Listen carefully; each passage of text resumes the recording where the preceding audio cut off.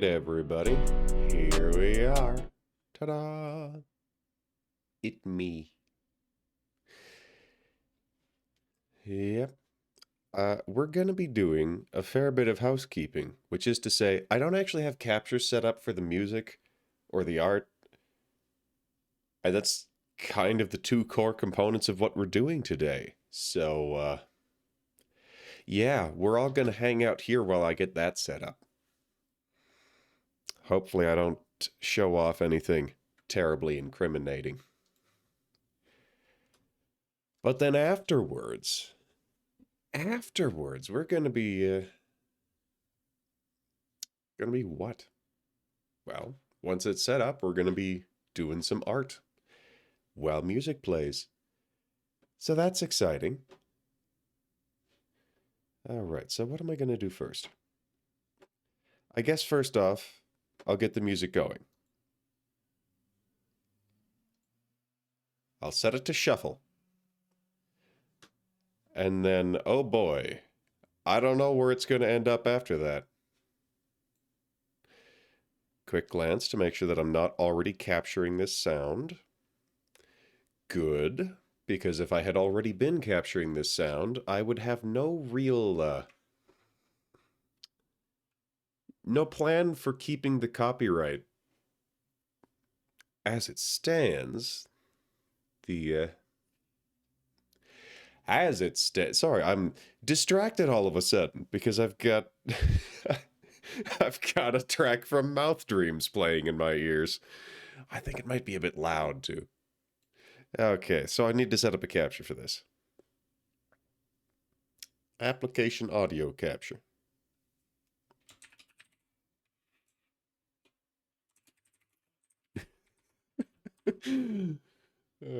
I've got to get this music playlist. Got it. Yep, that's the one.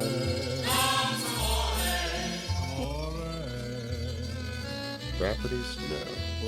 Advanced audio. I'm not too worried about this one. Tick, tick, tick. There we go. Monitor only, mute output. That's wrong.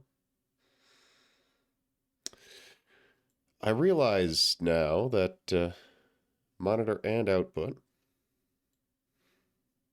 There we go. While I'm in the audio menu, I should make sure that all of the audio is actually... But the chat box doesn't even have audio. What's that doing in here? Monitor off, but that's fine.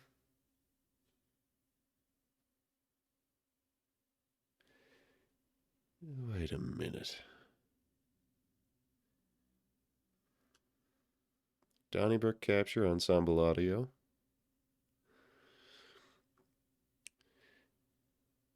Did I ever actually add? I did not. No. Yes, that was a button that I pushed. So, where did I put that? So if monitor is off, then it's output. That's fine. Chat box, avatar, alert box, emote wall, ensemble.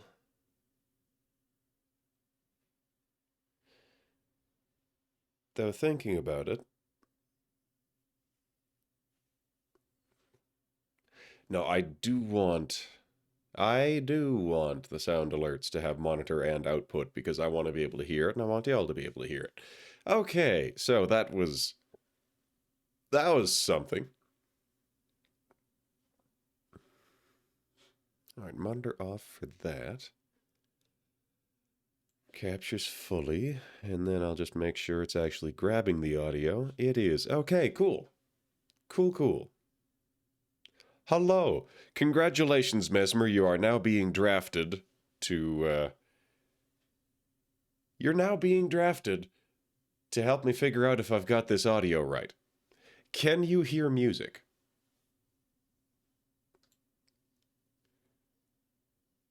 I have no idea what this is from. Oh, wait, no.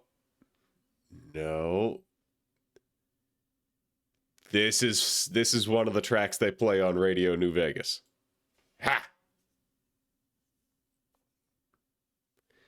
And I know because it's got the same naming convention as Johnny Guitar. Perfect. That means I've got the audio capture done. And then I'll have to check the VOD after we're all finished here to be just extra sure that I'm not actually putting this on the VOD. Actually, I guess that could be checked by clipping and then listening to a clip. So if a clip does not have audio in it, then I have it set up properly. But that is something I'm not going to do. I'm going to go instead straight to the desktop. I'm going to open up Live 2D. And I'm going to start working on it. Because it has been 6 months now. It has been a solid 6 months since I was given these files, and I need to finish them. Anyways, how you doing, Mesmer?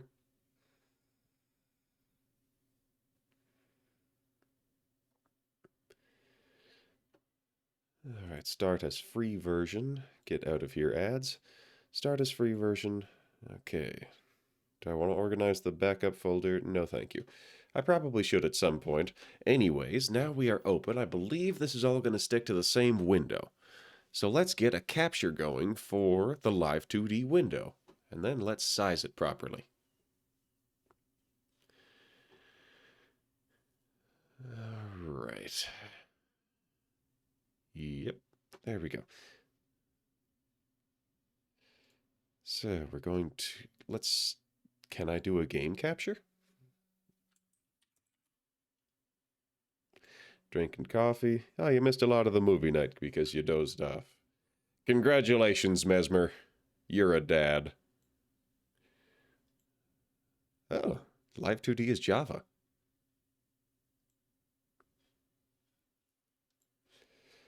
Okay, so... Nope, this isn't... That's not going to work. Let's try a window capture.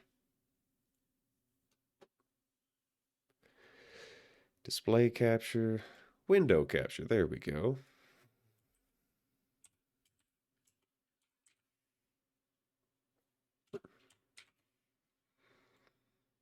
There we go. There we go. All right, so we got that.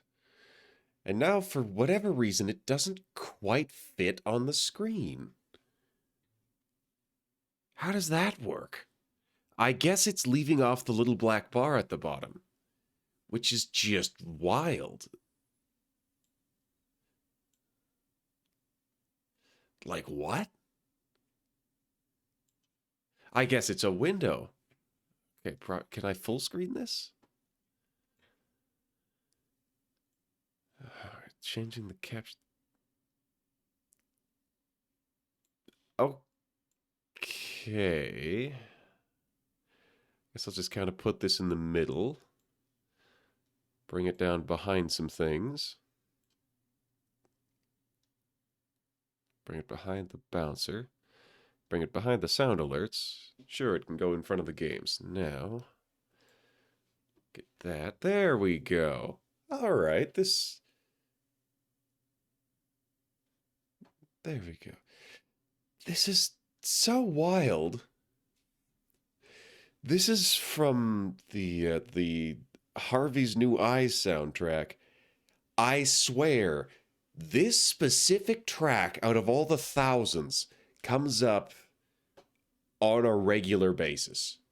I haven't really listened to this music library since I got this computer.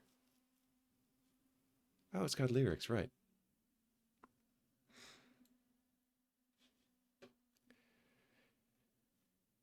Okay, we're good to start.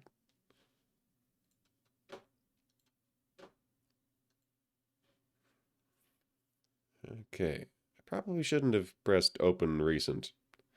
Ha! Gambled and won. All right, so yeah, I have been I have been slacking on this. This is part of what Morb's New Year's thing?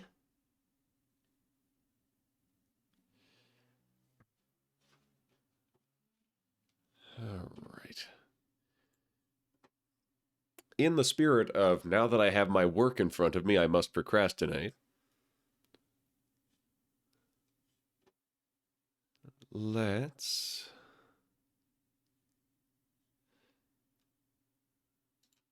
There we go. We're going to add a filter to it. All right, audio move, expand, compressor, gain, limiter, noise gate, audio move, I think. Filter enabled, nope. Magnitude. No, that's not what I want.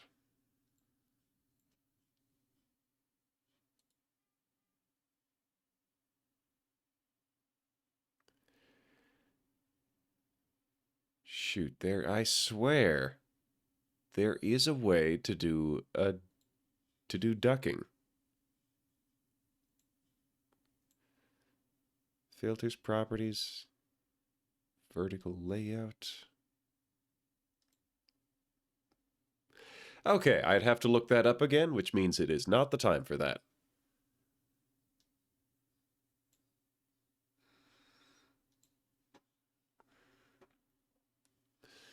Okay, so what am I doing here?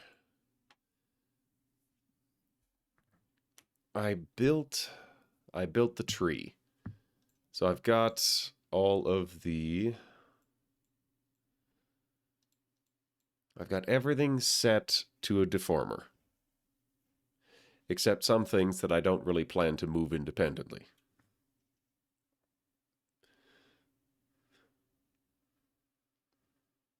CMO3. Yep. Yeah. Y'all will have to forgive me because the entertainment value of this is probably going to suffer for a bit. Because the goal of this is not to show off how good I am at art. The goal is to just make myself sit down and have art in front of me for 3 hours on a Saturday.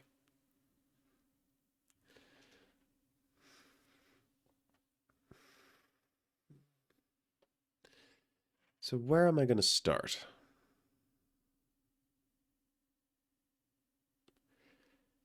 Let's start with the eyes. Now, wait, what else am I going to do? If I'm going to do anything that disappears, it definitely... He does have a redeem that removes his glasses. So, eye house right, eye house left.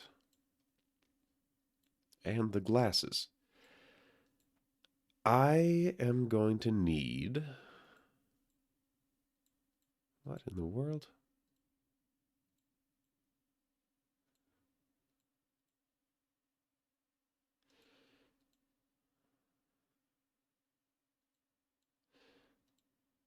So these are not entirely groups.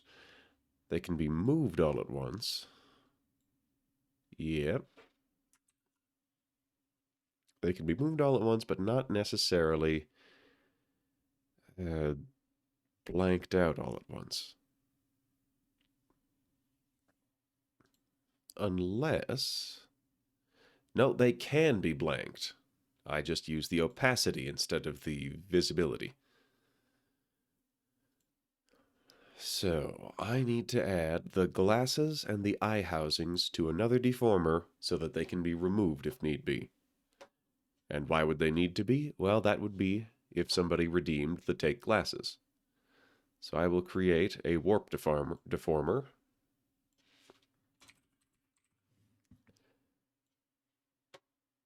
Because I'm not entirely sure if that's the best way to do it, but I know that it is a way to do it. So I'm going to make a new parameter. I'm going to call it glasses visible.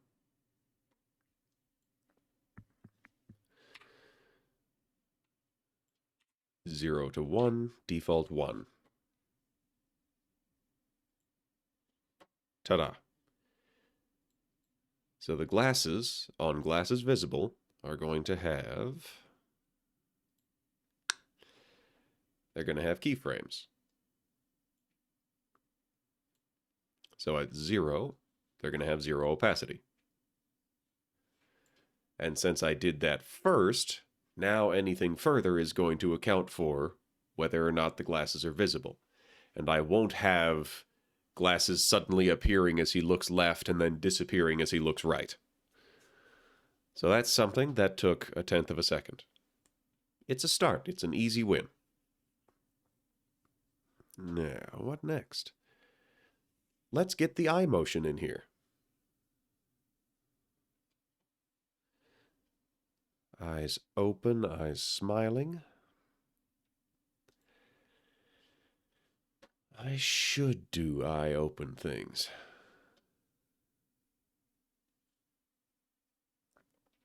But we'll do brow angles, brow forms, mouth forms, full body positioning.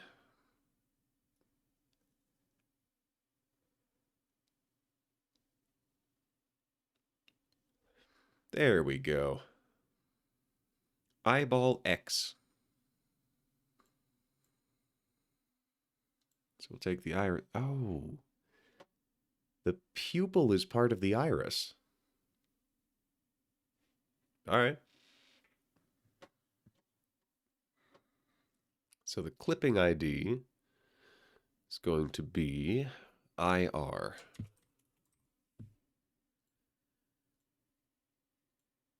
Could not find... All right, so what's ArtMesh 9? Clipping ID ArtMesh 9. And that means... Hold on. Excuse me. Not done yet. It is time to mute.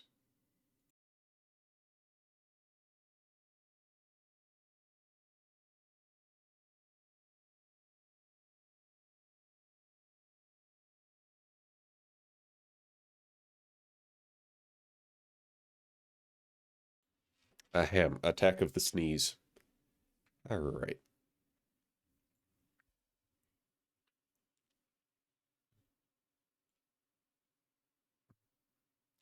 So there, with that clipping ID, it does not leave the eye.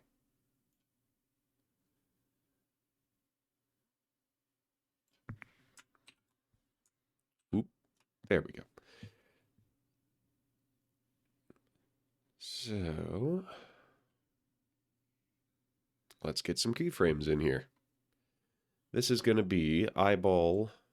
It will have X and Y values, and I will be blending those values. I will be full on synthesizing corners.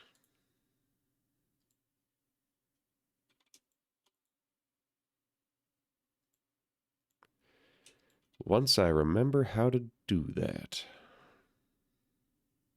Delete all keyforms, edit keyforms manually. Folder, selected element. Ooh, no, there's a better way to do that. That's the one. So that's the chain link.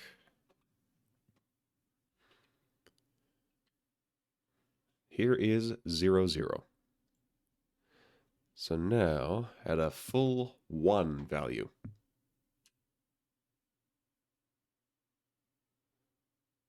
we're going to put it over here.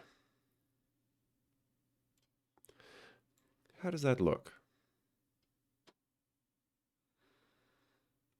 Yeah, that's tolerable.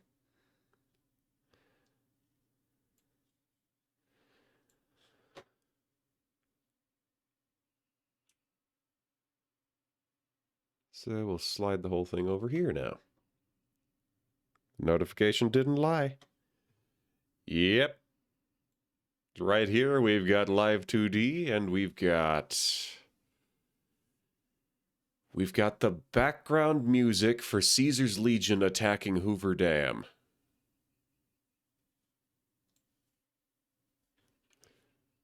Ain't that a thing? There we are.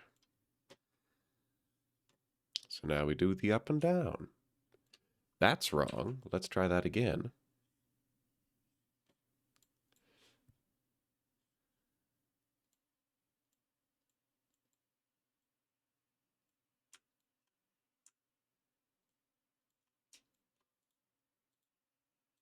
There we go. What was I doing? I was doing the up and down for the y-axis.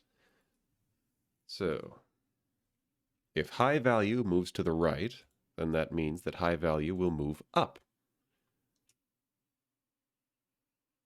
So let's keep the pupil on screen. Anyways, how you doing, Bunny Bebo?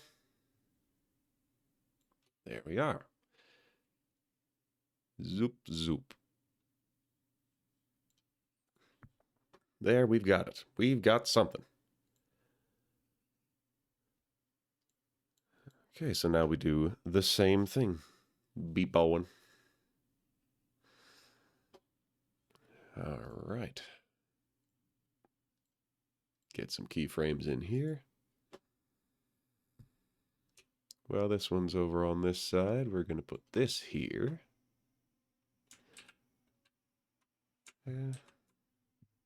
Clipping ID, clipping ID.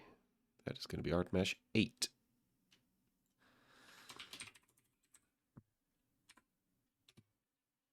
That, got it? There will be some slight difficulties here. Whoopsies. Slight difficulties here with the fact that actually, hold on, is it? It's not giving me that problem on the other one. So where are the glasses in this stack? These are the lashes. So if I select the lower jaw, that I can't actually tell. It's just blended in. No, yeah. So what am I going to do about this? I suppose I could just back it off.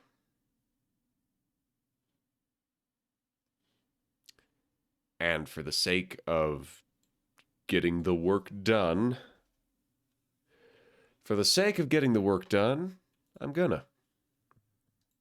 Well, welcome to my art stream, Bunny Bebo, where the entire stated goal is getting me to sit down and do something that I've been putting off for an entire 6 months.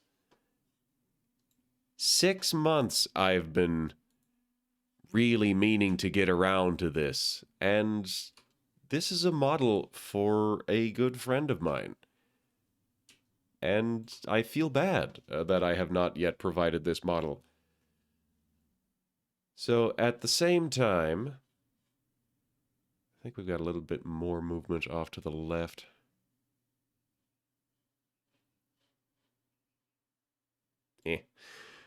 At the same time, I'm excited, but also not exactly terrified. It's happening. Oh, Solidus, thank you. Thank you for being here. I I hope to make something that we can both be very happy with here. So we're going to start with the eye rigging. Actually, I don't think I need to make these adjustments because we have the eyelash in front of this side. Yeah, with the eyelash there, it is no longer clipping over the glasses frame, so that I can leave in place. So we'll take the left iris. At least it isn't 6 years. That's true. That is true. So there we are. And, oops.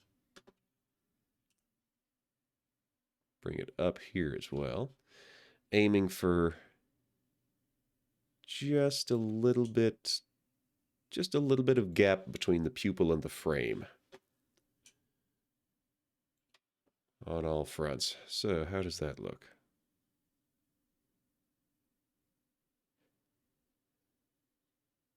I feel like there's maybe a weird acceleration in the left eye, but there's also maybe not.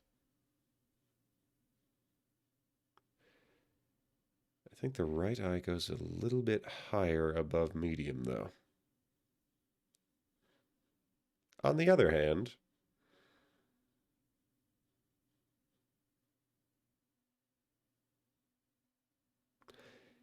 no, what I'm gonna adjust that right iris to be a little bit lower at lowest.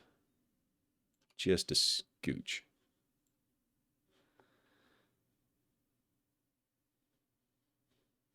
That feels better.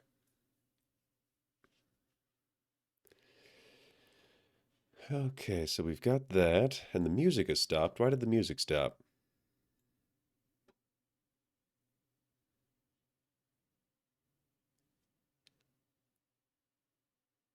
This unlabeled sound file that is named in French has got to be from Sang-Froid. Okay, so we've got the eyeball position. I don't think that I'm going to tether anything else to the eyeball position value, so I'm going to stick those together. And I'm going to... There should be a button that says Synthesize Corners. Edit parameter?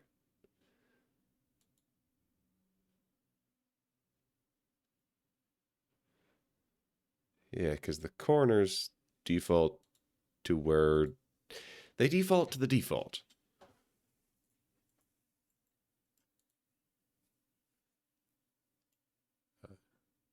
Oh, Chumbawamba. Okay, where is it? Where is it? There we go. There's the Synthesize Corners button. Selected object does not have to... I have glasses selected. Let's try that again.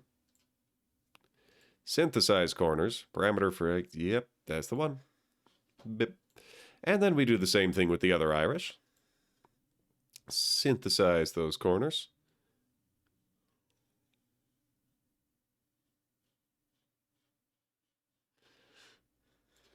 Yeah, there we go.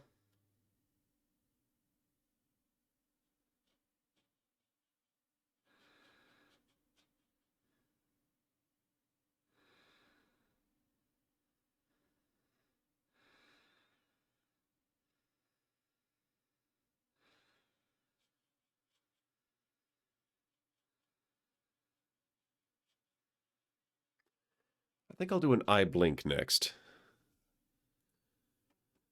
So we'll leave that in the middle where it is. It's going to be with the top lashes and the bottom lashes. Yeah, so from there, I'm going to use not a mesh edit, deform brush, art path perhaps.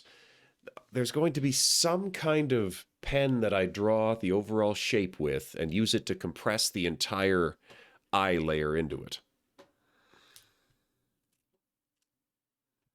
So let's find, it's going to be eye open values. So this goes from 0 to 1, meaning at 0, so that's the right eye.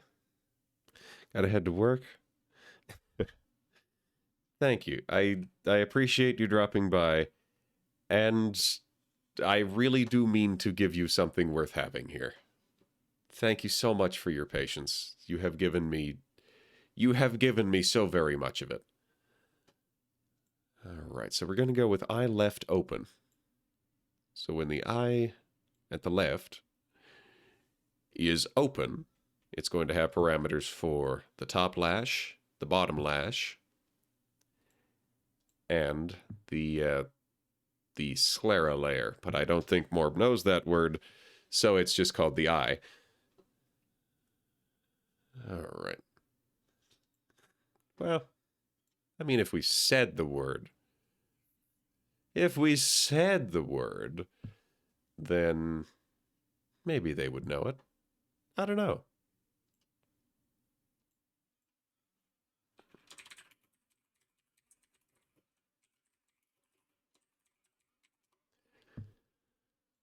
All right. So I'm going to zoom in a little bit. The navigation in Live 2D is bizarre. If you want to look at if you want to zoom into someplace, there is no function to scroll around. You have to zoom out of the place you don't want to be and zoom in. It's weird.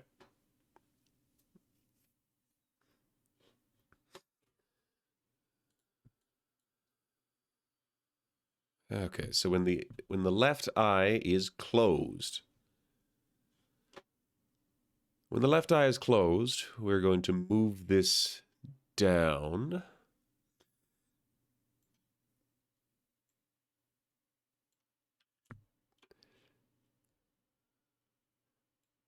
We're going to get this smooshed in here.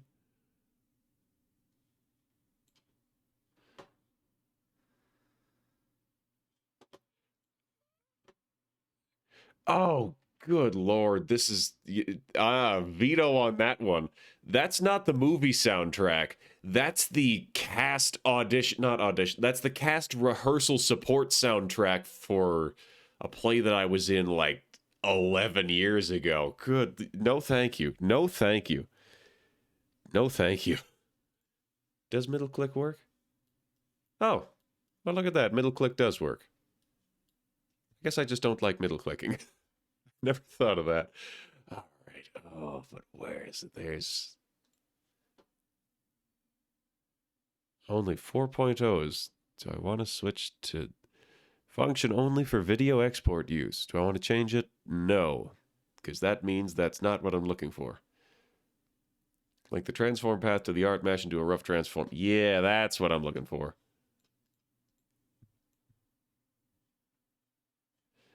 That's what I'm looking for. But how do I actually do anything with it?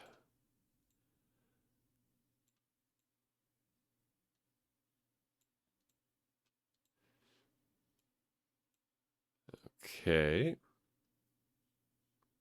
Not like that. It's a pleasant surprise. Yeah, there's a whole lot of, as I understand it, specifically Japanese jank to this program. Like just the whole concept of who has ever heard of a website kind of jank. Okay, so gonna walk myself back to the keyframes exist and I have done nothing to change them. Deform brush, deform path. Link the transform path to the art mesh and do a rough transform. So we're going to add, let's do 4. 4 of these along the pathway.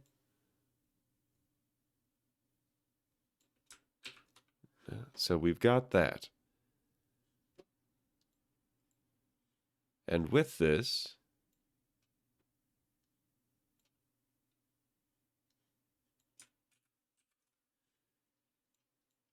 I've got this thing that I'm still on the tool.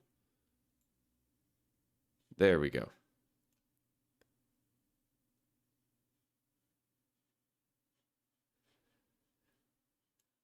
There we go. So how am I doing that? I am grabbing... There we go. I was just on the wrong tool. That's what it was.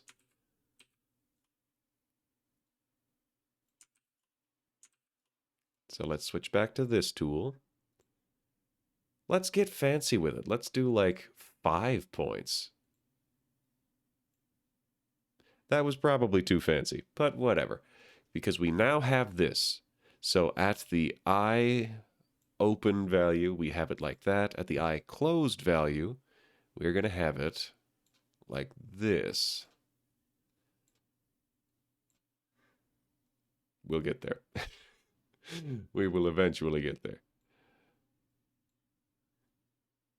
Because that's going to make it stick together nicely.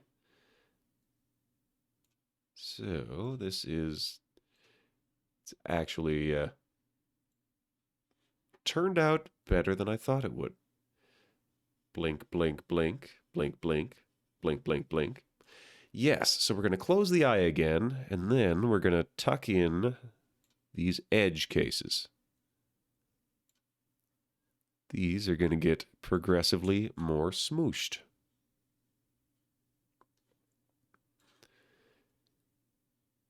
Smoosh, smoosh, smoosh. We're just going to hide that in there. Yep, the very best models you're ever going to see in Live 2D, they all have some incredible jank to them. Just like, yes, I look to the left, and now these 5 layers are compressed to the size of an atom and hidden under a freckle. And it looks amazing. So, is there anything I can do to unjank this specific piece of jank? It looks like no, so what I'm going to do here is fake it. So, how does that look now? Open the eye, select something else. Open the eye all the way. Yes, yes, it's the eye. I can't help but feel that perhaps I have moved something because I don't remember seeing that before. Then again, I have been zoomed out. And it exists on the opposite eye, so it must have been there the whole time. So it is very, very convenient for me that this is all flat black. This is all flat black because it's pretty much imperceptible. Yeah. When that squishes down. So we're going to keep fiddling with it. Keep on fiddling with it. That is the top lash left. And with the top lash left, we are going to squish it all into a... We're going to squish it. Squish it good. Squish that cat. Drag that in there. Squish it all up. And there we go. So that's the one. Now, bottom lash. Bottom lash will also get a pathway on it. Specifically a deform pathway. Bottom lash does have... Yes, bottom lash is fine. Da da da da da da da da. There we go. Yes, so now at closed, we are going to bring this up. We'll connect it there, and pretty much anywhere else you would care to try, which this is going to give us a very nice thick line behind which we can hide our eye. That is beautiful. That was very easy. Blink, blink, blink, blink, blink, blink, blink. So now we squish down the iris with the same pattern. And how am I going to do that? I could do it manually with the dots. I'm going to try it by making a loop. I'm going to try making a loop with this. Dot, dot, dot, dot, dot, dot, dot, dot, dot. It does connect. Perfect. So this is honestly, a pretty lazy way of attempting that, but that's fine because now I can just grab everything and compress it. Compress, compress, compress.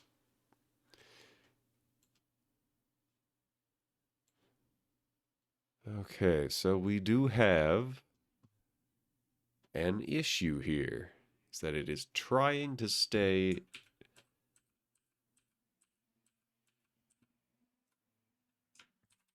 Well, this has gotten the bulk of it.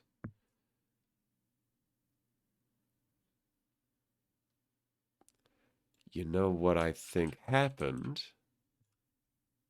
is that when one of these moves around, so like this one stops at just the bottom of the. Yes, this is only affecting dots within its red radius. Okay. So anything that does not have anything that doesn't have coverage from one of these is going to be stuck. So that means there are a few dots in the middle that are going to be stuck. All right. So to be clear, overall, I do know how this works. I've done it before, but it was a long while, and I've kind of forgotten. So this is the reteaching phase. So as we are closed here, what if I try to do it manually? How much effort is this to just do it manually? Zip. Whoopsies. That's a little bit much. Let's try left eye. Then, from that specific selection, we're just going to compress it down further. And we squish, and we squish, and we squish. And we squish some more. And we just keep on squishing. The risk I run here is that what if I bring some of these dots incorrectly and the whole thing ends up looking super jank in the blink process? Well, in that case, whoopsies. In that case, this is not the right answer. And I'll have to find something else. But, as for now, I keep trying.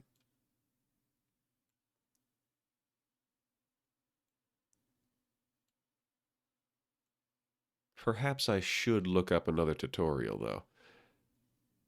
All right, so that is all in there. Bring these ones in. Bring all of these. This is an unfamiliar feeling. This is not muscle memory. So that makes me question whether I am actually doing it the way I did before.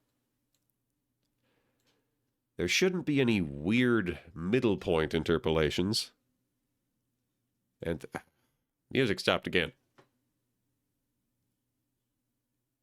This is just regular old paused. How did that happen?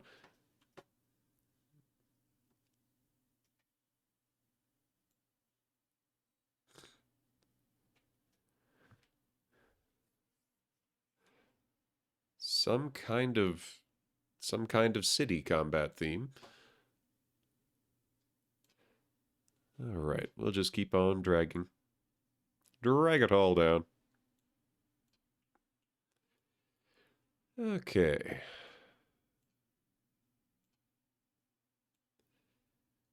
Yeah. This is definitely not how I did it last time. Maybe I should open up my model and try to remind myself. That being said, mine is going to have a whole different pattern of just the way that the layers are made, so it won't necessarily be entirely helpful.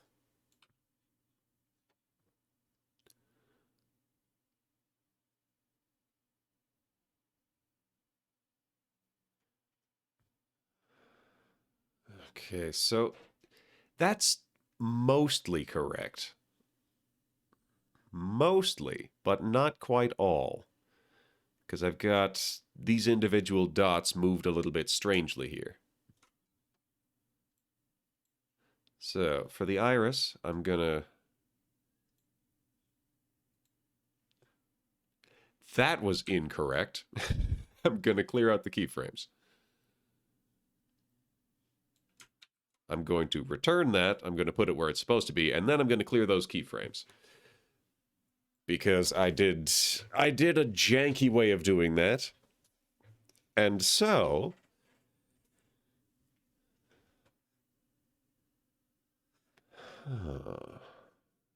What if I did just a couple of stripes, or lasso tool?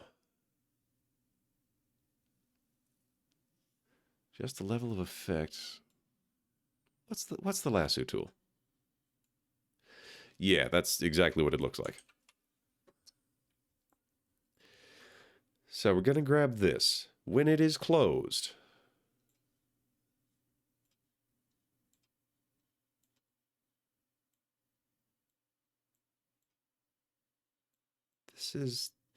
this brush is just selecting one at a time. That's just what it's doing. Brush size. What if I make it really big? Okay, so I have improved on what I was doing. I still don't know if this is the right way. This is a better version of the thing that I was just doing that wasn't right.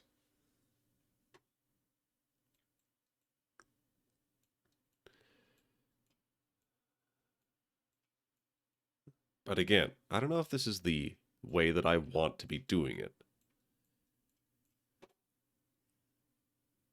Because we still get those weird crumples, because it's freehand.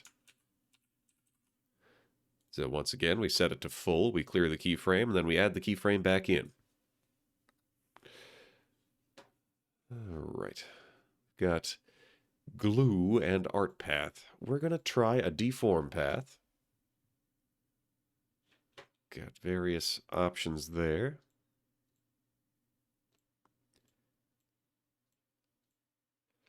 So because this is tall, oops.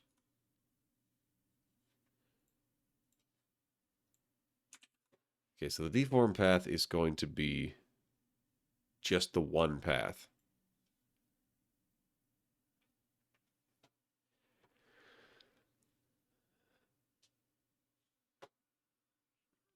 You know what? I am going to do it. Gonna open up my own model and try to remind myself how I did the blinks. That being said, I think I did a really janky workaround for my own blinks. File, save, file, open. Ooh.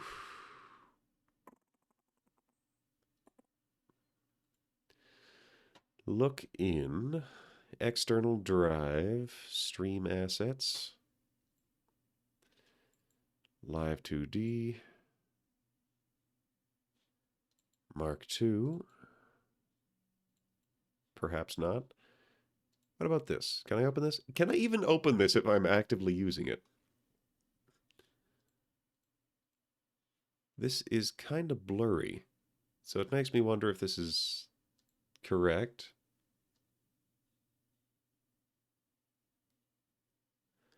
Yeah, so I did not do it right.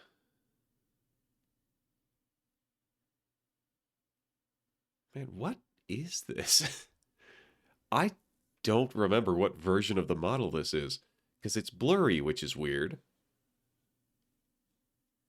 And I have no idea how much of the rigging is actually done.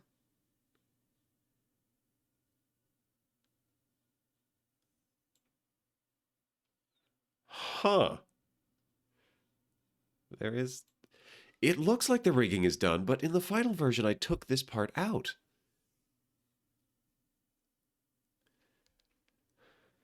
Either way, this is unhelpful to me because my blink has been done a different way. So I'll close that.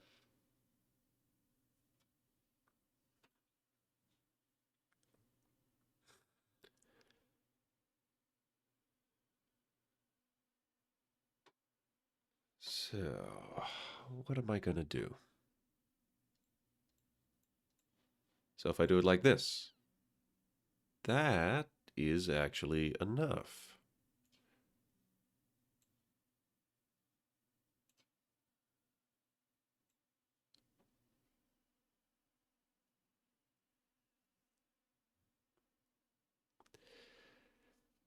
But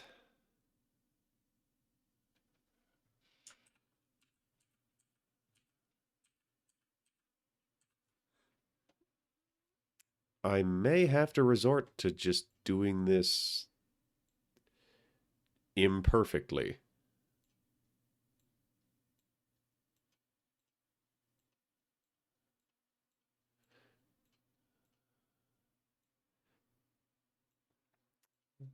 Perfect is the enemy of done. So, I will do my best here.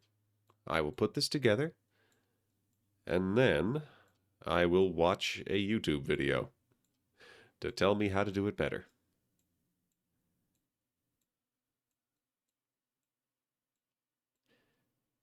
On second thought, maybe I'll just leave y'all with the music and do it now.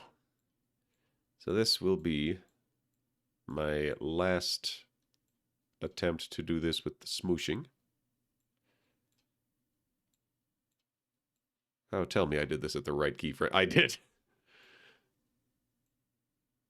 All right, so does it squinch weirdly?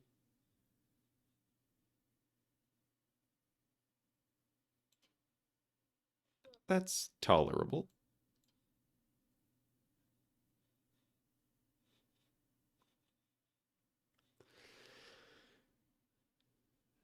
Looks a little bit odd to have the wood pattern there.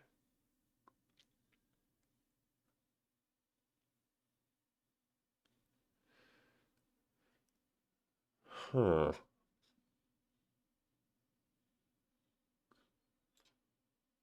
But I think that's an acceptable level of odd, because this is supposed to be just downright cursed. It is intentionally horrifying. A successful model will be deeply unsettling for everybody involved.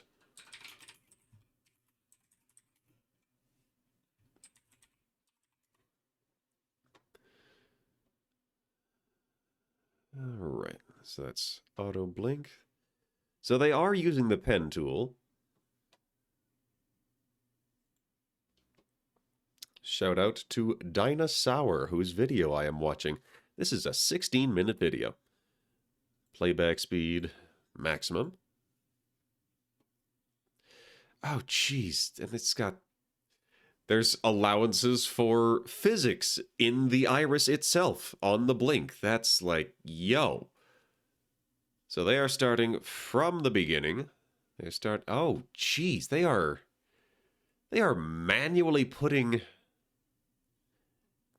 They are manually meshing that. Or are they automatically do? No, they are manually meshing that. Dang, they are going hard. But I am more interested in just the tools. So, we got X parameters and Y parameters. This is the jiggle physics on a blink, which, like, dang. Okay, I've finally found the part of the video that I'm looking for.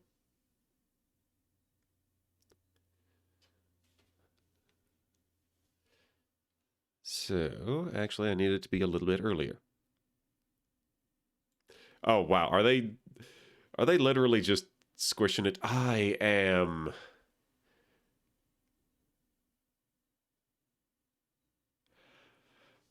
Wow.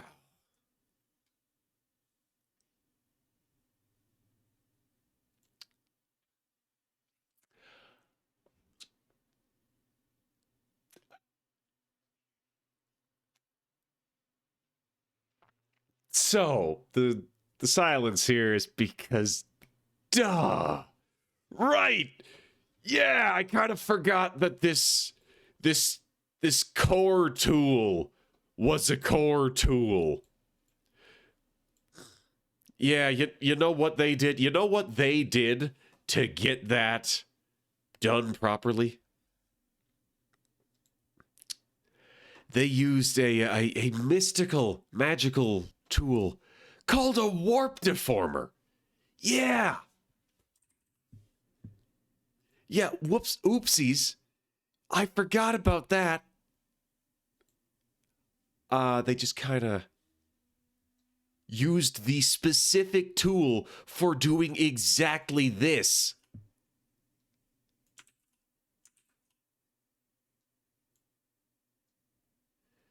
There is there is a tool for doing exactly this, and I kind of completely forgot it existed.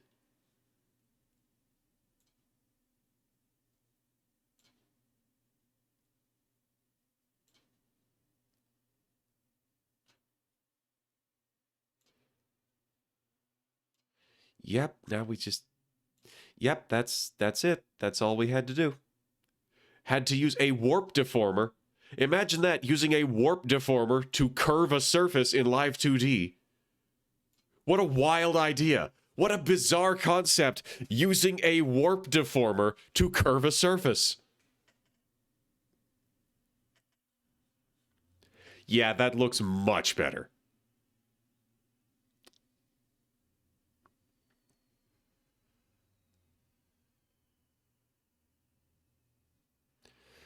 Though it does become distinct from the eye. Whoops. That was incorrect. Okay. Once again, I'm going to declare perfect is the enemy of done, so I'm going to take it. It's a little janky, but not terrifically so.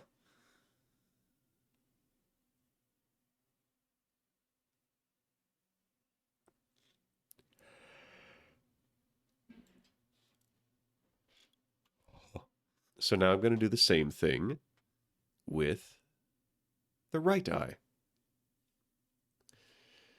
We're going to start with top lash R. Is this Holly Cole? It's Holly Cole. Okay, what else have we got? I've got, for some reason, get out of here, audible notification. Okay, what am I doing? Yes.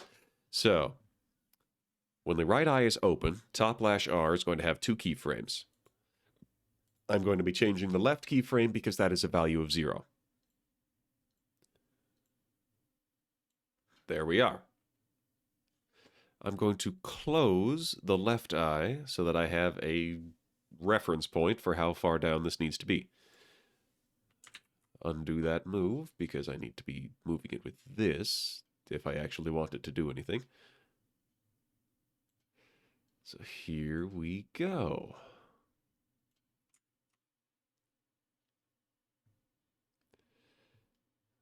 So if I adjust that to right about here, then perfect. Yeah, that's looking pretty smooth. That's looking pretty smooth indeed.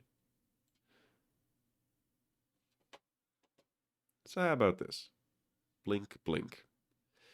Yep. Now we just stuff the end pieces in. Get that all packed up neat and tidy. We are once again into a game soundtrack.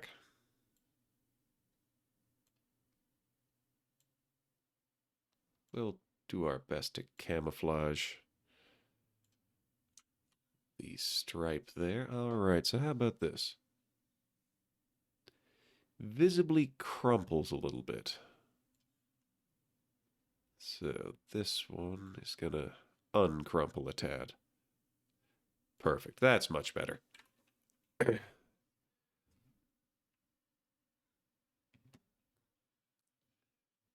Vibin' to Holly Cole. So bottom lash. There we go. Okay, and the same thing here. We're going to take the pen tool and put 5 or 6 dots. There we go. We're going to switch back to that. And since we are already at our destination point, we're going to tie this up together. There we are. So I'll just fiddle with it. Fiddle around until it is complete. There we go. That is a nice solid stripe. Blink, blink, blink. Blink, blink. Blink, blink, blink. Blink. Blink, blink. Blink. Blink, blink, blink. Actually, those would be winks, wouldn't they?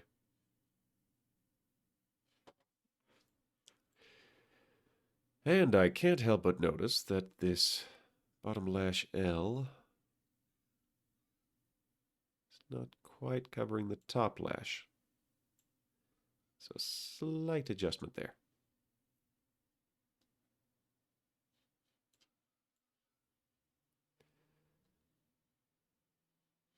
Blink, blink, blink, blink.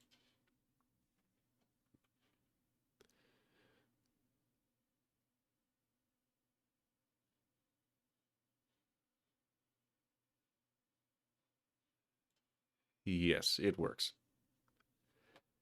It'll do. So now, the right eye. Now that we've squished that down, we're going to need to get the right iris into a warp deformer.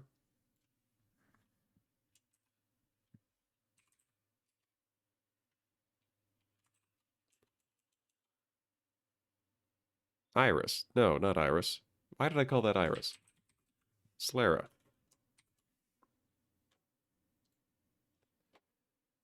Let's rename this, because that's going to be confusing.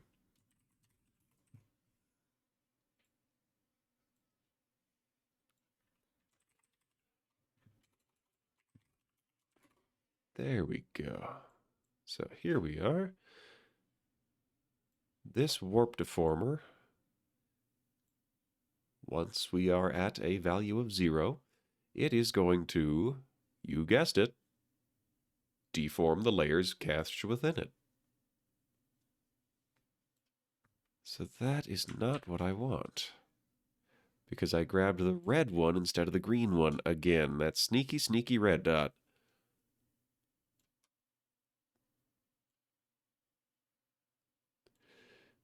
Let's get this all tucked away.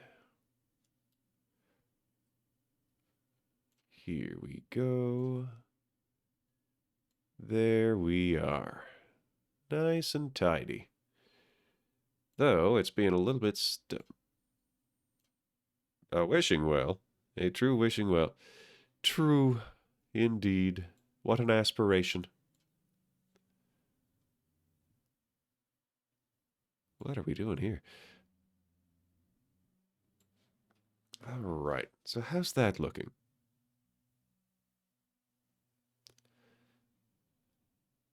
A bit much. Let's try that again.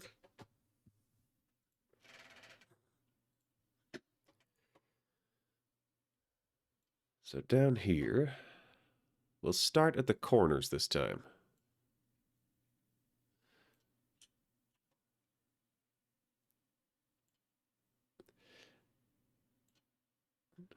Okay. Yeah, the wishing well angle, now that you mention it, that is also, back when I was doing children's stories about all of my friends and peers around the streaming space, Solidus's story was The Well That Wishes, and it was about forming community. Yeah, that's a little better. Oh, that's real good on the outside.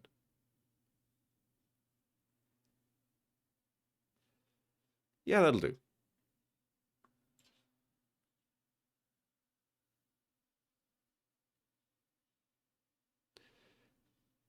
There we go. Okay, we've got eye blinks done.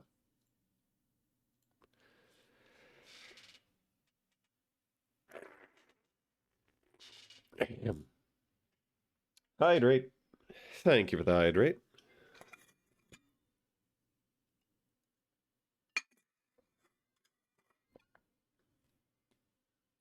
So now that we've got these done, we need to get the entire head done. Rotation of the entire head.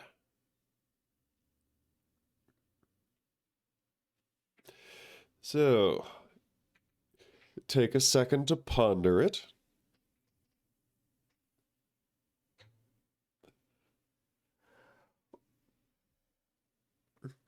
And thinking about, like, Silver's rigging is super cool. I would probably have stopped at like 30 or 45 degrees of rotation with the pieces that she has. But the rigger she gave it to, he got a full 90 degrees. It looks a little bit weird at full extension, but it's a full 90 degrees in either direction. So, like that's something to be proud of. And also that's something to aspire to.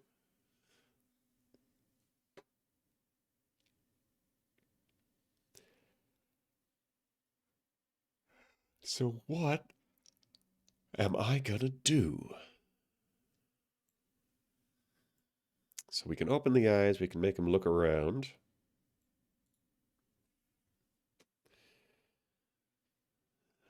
All right.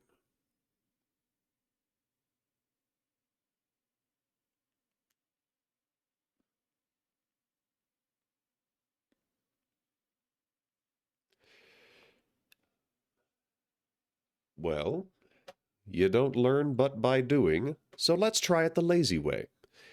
Let's see if I can get it to be really as easy as I hope it is. So we're going to turn it all the way to the right. How are we going to do that?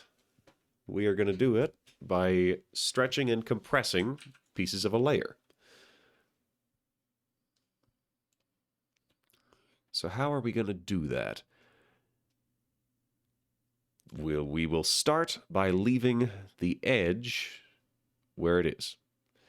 So as it stands, this is kind of the boundary.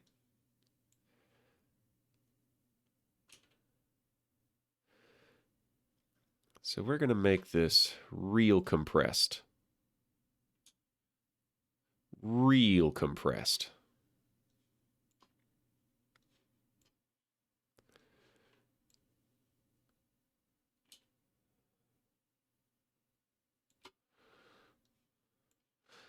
So it's weird, but it's the correct general principle.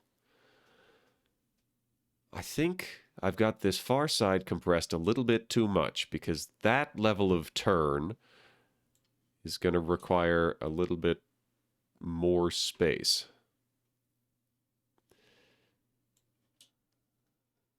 So if I bring this over here and then bring this slightly over. So I need to bring this end in a little bit more. Alternately,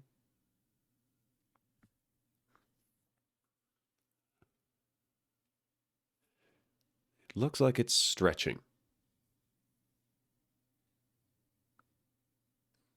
Let's do the jank version in both directions. Jank that out. Okay. The general shtick here is to have progressively wider,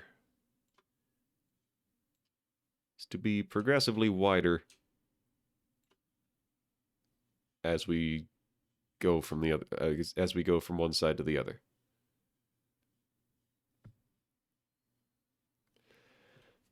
So we get some motions that are kind of broadly aping a face turning around a head, which means I need to make some adjustments because that is going too far. I don't want the well to be shifting side to side.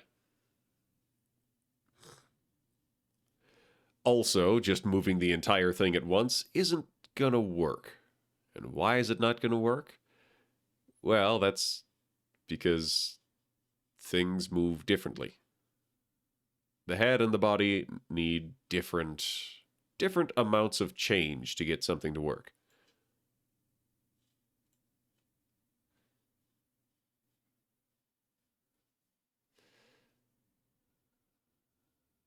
Like, I've got the glasses stuck directly to the face. They should be sticking out.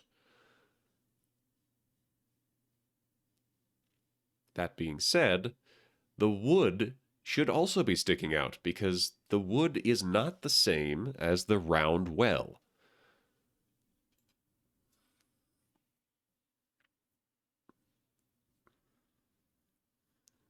So this is as a friend of mine who, as we were talking the other day, as he's technically a professional tuba player at this point, as he mentioned, or to use a phrase that he uses, this here is a skill expression,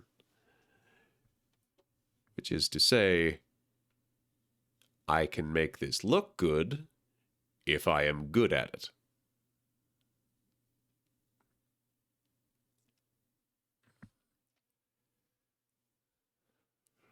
So, the roof will have to adjust very slightly up and down to convey the kind of turn that it's doing. It'll have to change this top angle as well.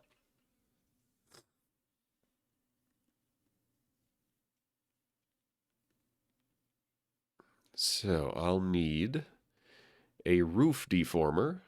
I will need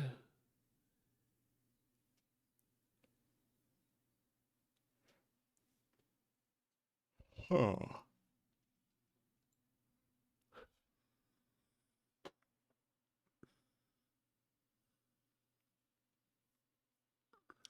can also tuck these in a little bit. And if I do that, I could theoretically lasso them into a slightly better position. Okay, so I'm going to fix the angle. I'm going to remove the keyframes from full body. And we're going to start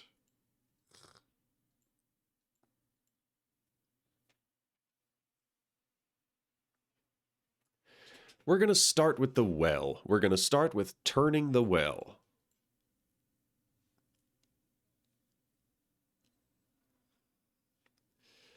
And how are we going to do that? Well, first off, we're going to need a deformer.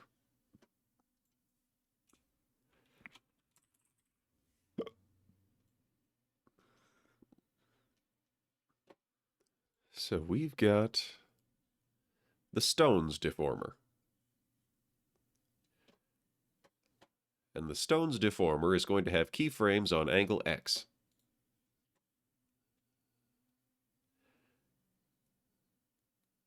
This exact spot here is going to stay.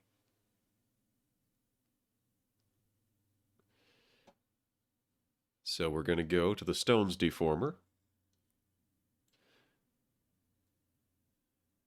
Aha! I see. It is squishing over.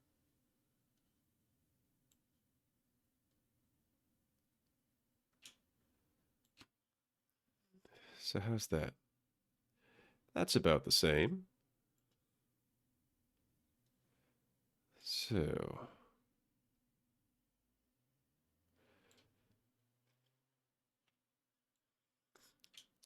let's keep going.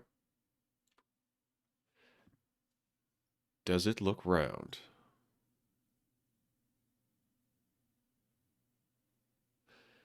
It looks pretty round at the bottom. It does not look especially round at the top, but I'm planning on just covering that up.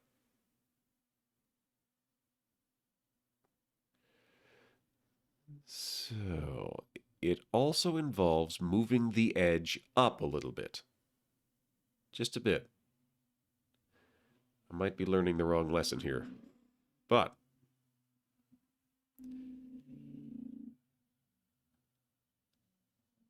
well, let's keep going.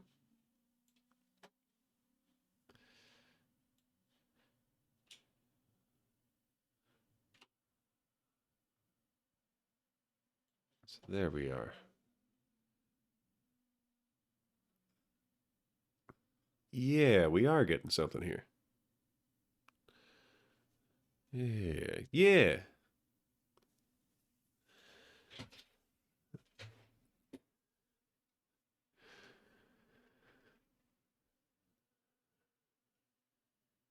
Yeah, so what can I do with these remaining points to make it look nice and round? Wanna get tossed in a fucking hole and drift away.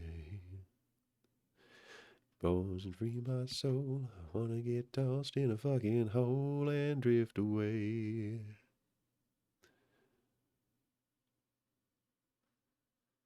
Alright, so the right side is looking pretty good. The left side is a little bit lackluster still. I think it is a little bit too long because it looks like the center is squishing outwards. So if it's too long, I'll make it a little bit higher. No, I'll keep that lower down.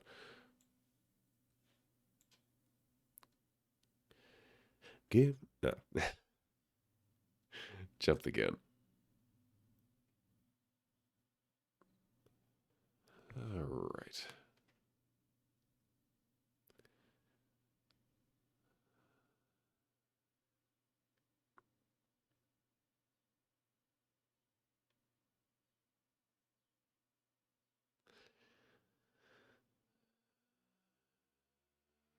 All right, I think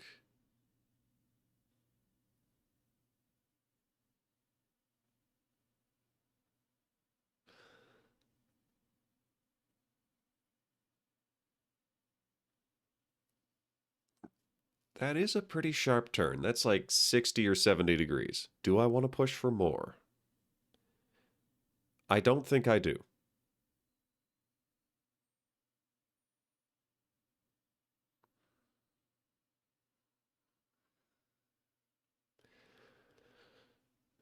So, I don't suppose I have a symmetry button, do I?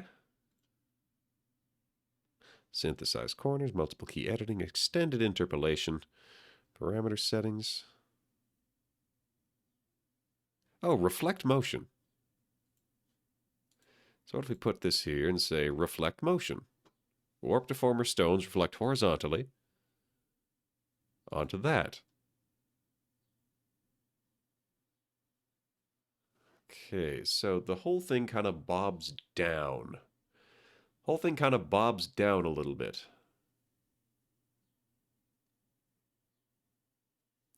So I'm going to undo that. Ugh. That's not even Plentykill. That was from way back in the day when League of Legends had fan music contests. And I wasn't too fond of the original. All right, hi, Genie. Yep, we're finally here. It is the Saturday rigging streams. We are starting with Solidus Snackus because I have owed him this model for 6 months. I've owed him this model for 6 months. Speaking of owing things to people, boy, I really should take the 5 minutes it's going to take me to add a Pankraru redeem because I have owed Pank that for 14 months now. Yes, a full 14 months I have owed that to Pankraru. All right, I'm just gonna move the entire thing up. So stones. What if we just scoot the whole thing up a little bit?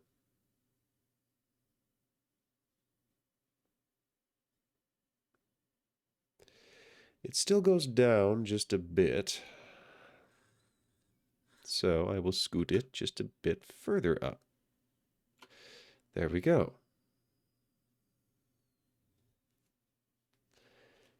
Yeah, that should be tolerable. Yeah, also, I believe Chris redeemed his first, so unfortunately you are the last in line, Genie. But I do plan to spend at least 3 hours a week working on this, and I will be working on it in public so that everybody can see how it goes. On the other hand, by going last, I will be most practiced by the time I get to you. All right, so here's a fun button. We are going to reflect this motion, which means instead of doing this for both sides, we can just shimmy back and forth like that. Da da da da da da da. Something doesn't quite look right.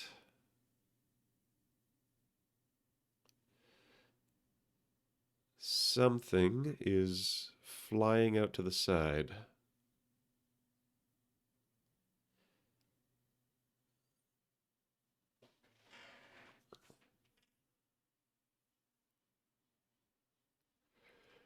That being said,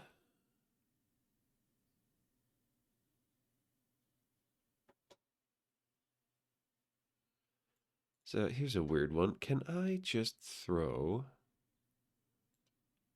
throw this in here? And if so, what happens?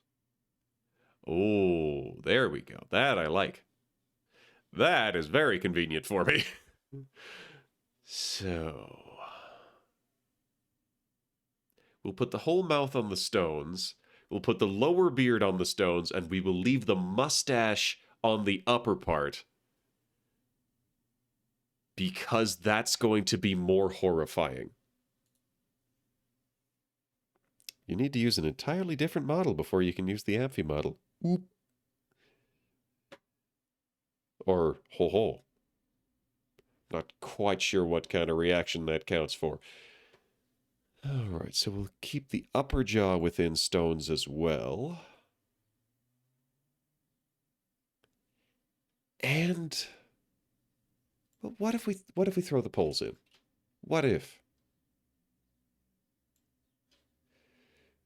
Also, what if this music program would stop pausing all the time?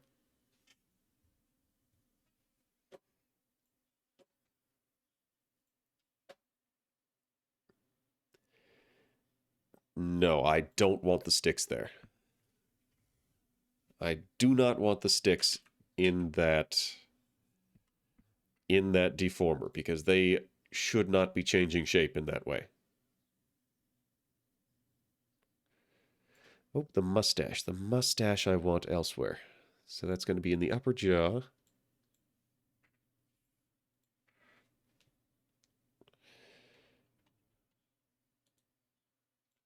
Grab these and move it just out. That is in the glasses deformer now.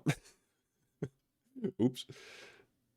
Right. So we've got stones, and I'll make a new deformer for wood.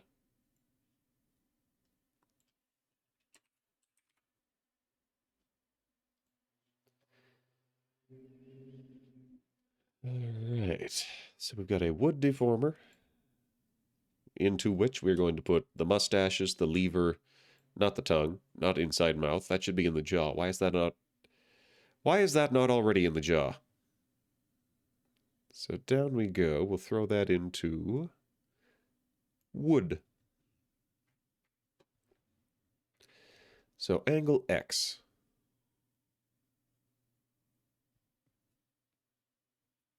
That's pretty good. That being said, I feel like the beard should also fluff out more. But that is something that I can adjust from within, I think. We'll find out. So lower jaw.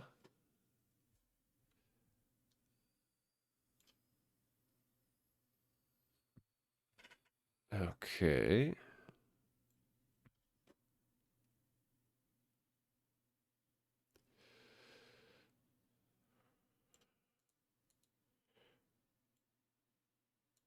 Oh, wait, hold on.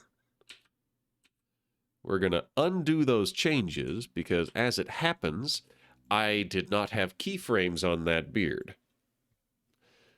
So the lower jaw, are we going to do the whole lower jaw? We're going to do it, and then if it doesn't work, we're going to do something else. So now we're going to change that deformer, but that's going to take the lip with it. So we are going to do... We've removed that. We're going to keyframe the beard specifically. But the beard should maybe have its own beard deformer because it has a lot to do. But we'll think through one thing at a time. When it's turned, I want the top and bottom to be different. I want the middle to fluff out because it has depth to it. So I will need... I might need to re-rig this. To redefine the mesh. I might need to do mesh edits here. There we go. That's a sentence that makes sense. So we will edit this mesh manually.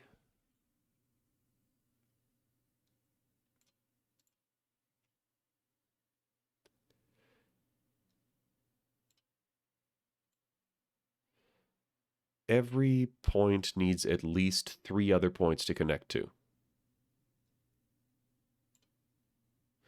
So I can choose to create that. I can choose to... Okay. So what does this mesh need?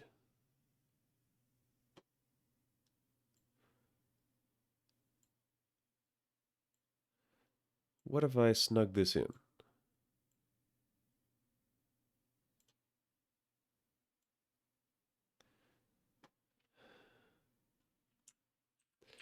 I'll leave the outer ones out there. Who is this? Oh. Still Green Day. Okay. So we're just going to add a middle layer. But no, it shouldn't be there. It should be a double middle layer.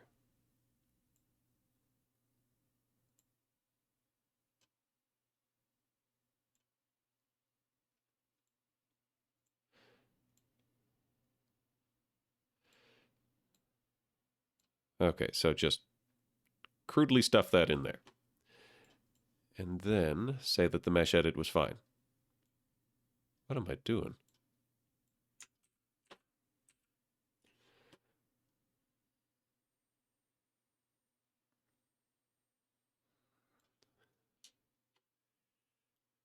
So we go out here. And then we will brush this to be a little bit bigger. That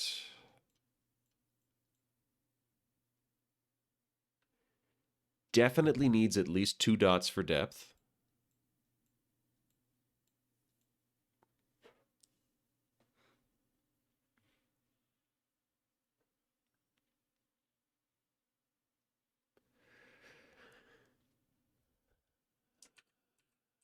All right. So can I actually just auto mesh this to be a little bit denser?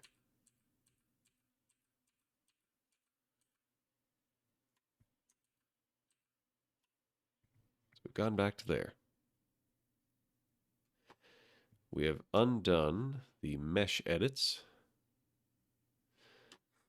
So for beard, we'll try the automatic mesh generator preset deformation heavy.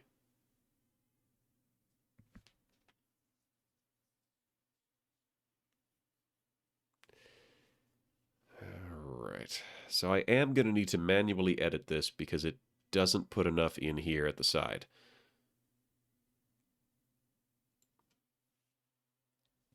But here in the middle is fine.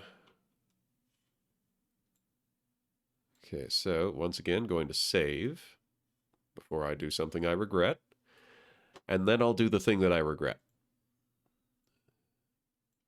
So we'll connect this up. I'm going to put 2 stripes through here. That's what I'll do.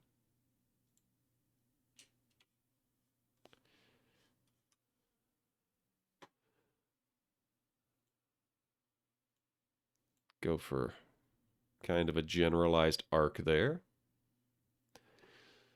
And aim to have as many triangles as possible. Oop, not that. These blue lines,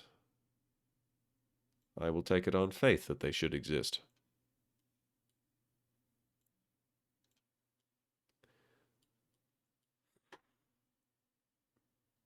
And then this one, do another layer here.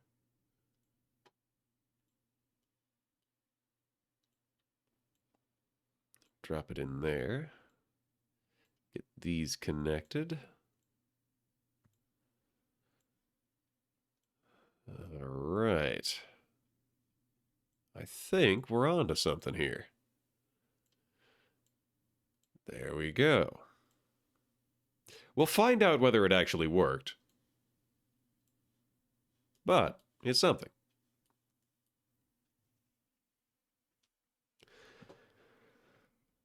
Okay, so that is a lot of points in that mesh. But when the head turns,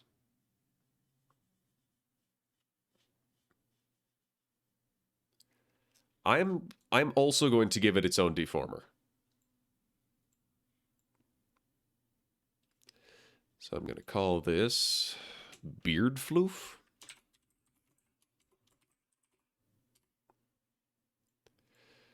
Created. So this sucker, the beard, does not currently have any keyframes. Good. So we're going to move this over here. And what are we going to do with it? We are going to make this fluffier.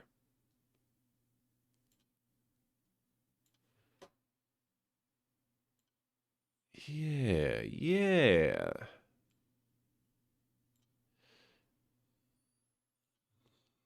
There's a little bit manual in here, but that's okay.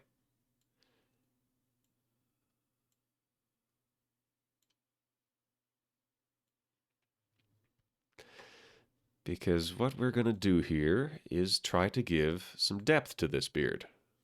I can do this with a brush. Yeah, this is significantly easier with a brush. Oof, right tools for the job, everybody.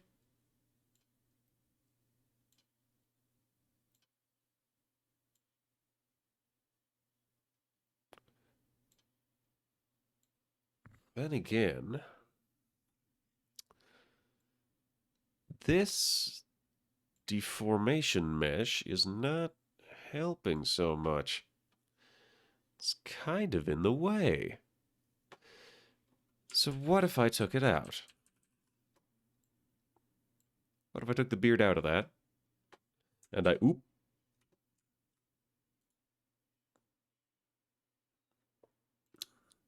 Gotta be careful when you remove things.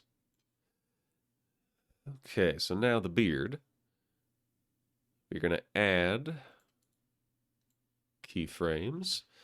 So out here.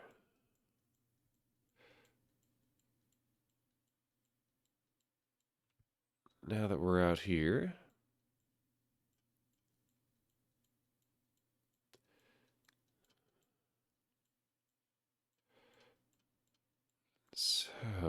I think this may even be a problem of needing even denser meshes.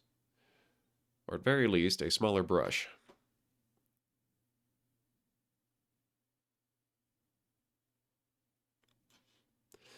Because I don't need this to be sticking out so far. So we'll brush that back in. This is... We're having some issues here, but that's how learning works.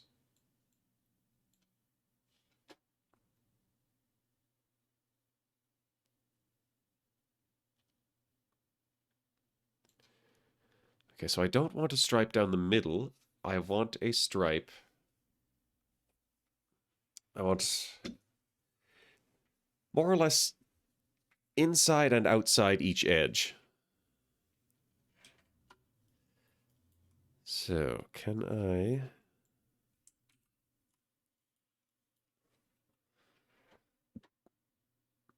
Didn't realize I had this on.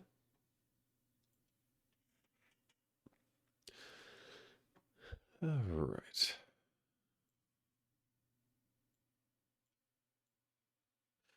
Okay, so we're going to go here. We're going to remove the keyframes. We're going to manually edit the mesh.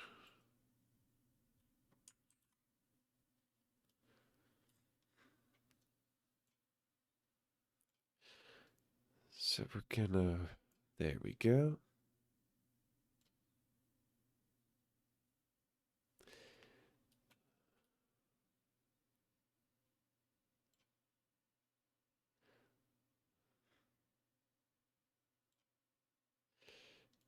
All right.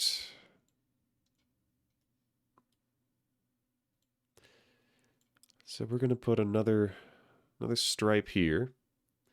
And that is going to connect with the stripe we made earlier.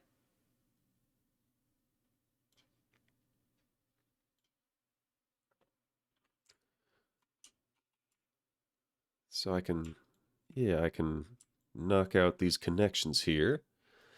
And now we've got a very fancy strand of hair here that is not going to be affected by the mesh over there.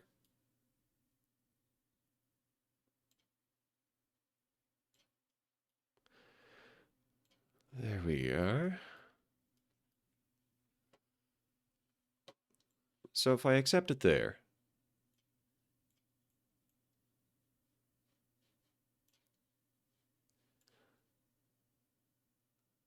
so I do want to have it be slightly outside of the thing. And why do I want it slightly outside of the thing? Because if I don't have it slightly outside of the thing,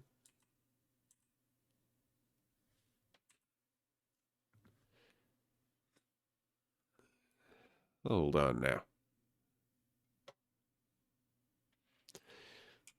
So we will snip these, bring this, snip that.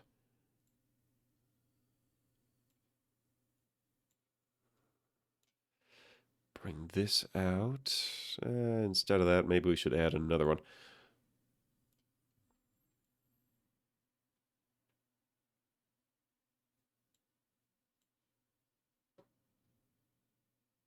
All right.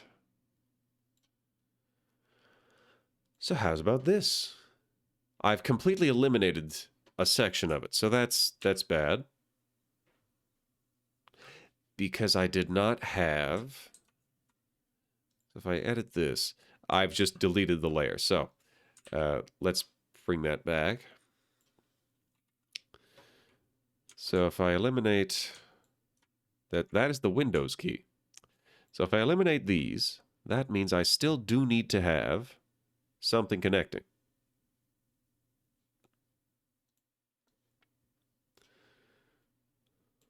And that's why these are all anchored on the outside. I see. So we'll connect that there, and we'll connect this here.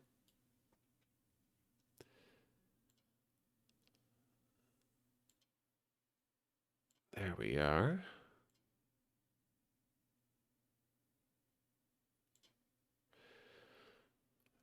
So now, is this going to be easier to work with?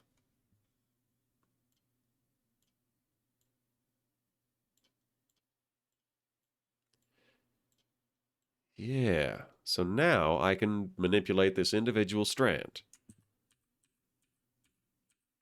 So the auto mesh is not the be-all, end-all. So what do I need my mesh to do for me? I need to have an inner layer of two lines. These two lines for bringing out the center. Bringing out the center and tucking in the sides. And why do I need that? Because if I bring out the center and I tuck in the sides, I widen the center out a little bit, I can get the illusion of depth. Because I need the illusion of depth, as this, being a beard, sticks out a little bit when the head turns.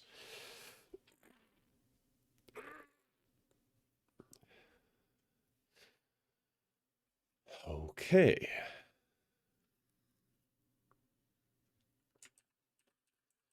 So undo, undo, undo. Oh, redo. There we are.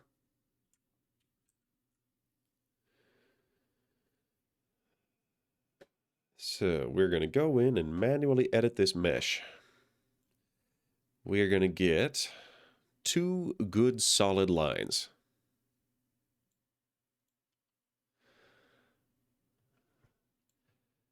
We are also going to try, let's fix that. We are also going to try to get this one a little less dependent on this one super sample here.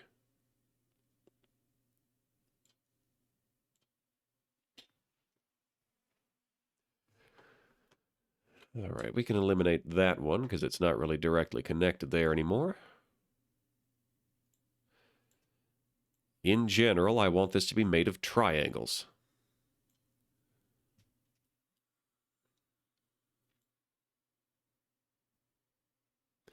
And I don't want it to be in entirely straight lines, do I? Looking here, they kind of slash across squares made of triangles. These are more hexagons. And these are a mess. So I want some kind of coherence here. All right.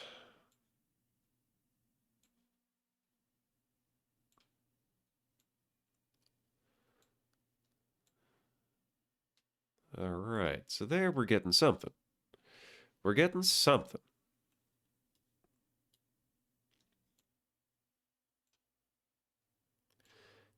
We'll adjust these to be a little further out to the side. Bring this one up here.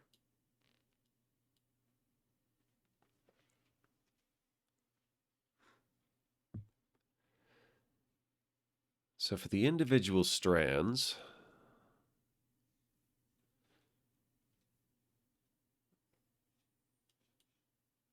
so generally speaking, things get encased and then they have a dot in the center.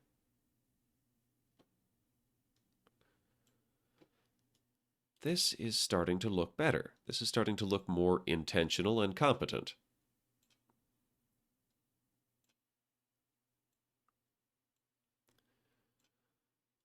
This is Natalie Imbruglia? Darling Violetta. I have no idea who that is.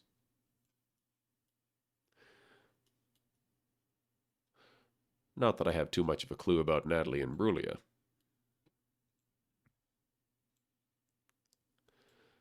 So we'll connect this one here. And this has too many. It has too many for what I need it to be doing.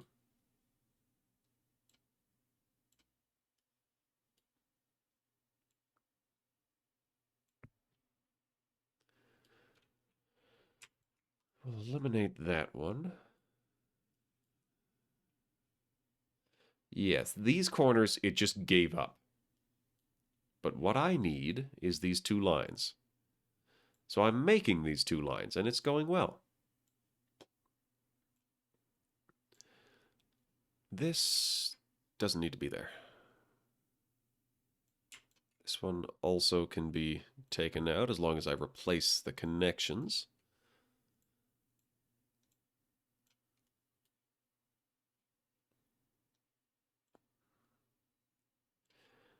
I think This one is a little bit weird and unnecessary, but I will leave it be.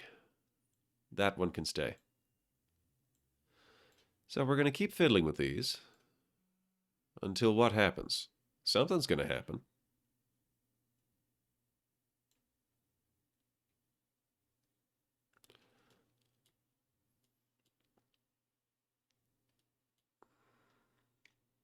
So I've got something here.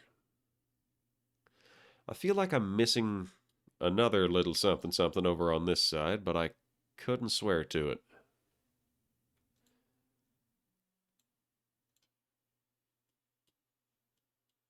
All right, so that's...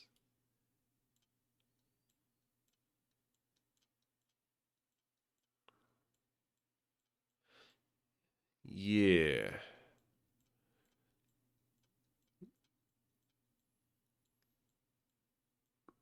Yes, this is doing what I need it to be doing. I just select something else. I just select something else. And I've got a little bit of floof there. Yeah.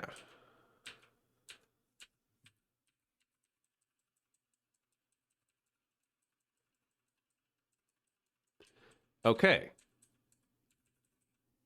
I have solved the issue. That was too far. Okay, and then this is before I've made the changes, so one more.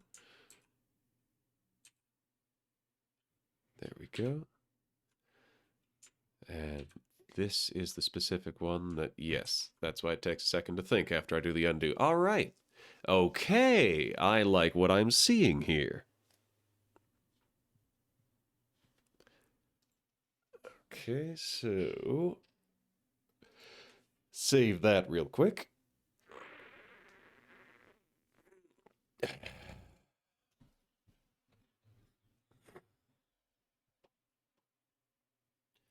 So what else do I need? I need to do the same thing on this side. It's going to be a little bit tricky because it's not quite the same on this side, but that's okay.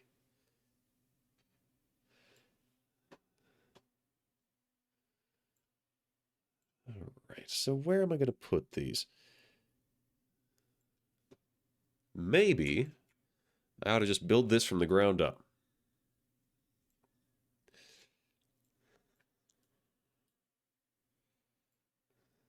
So if we put in some dots there, and then we start from here, put in some dots, then we tether the line together.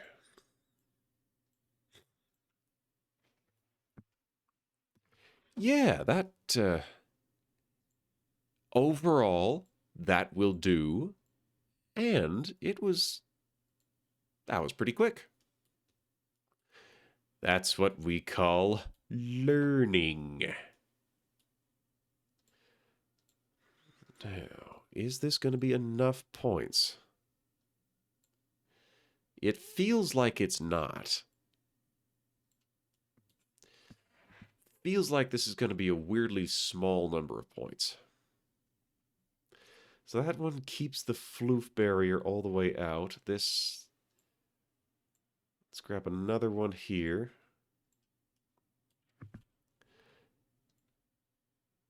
We're going to add a little bit more through here. Connect it up there.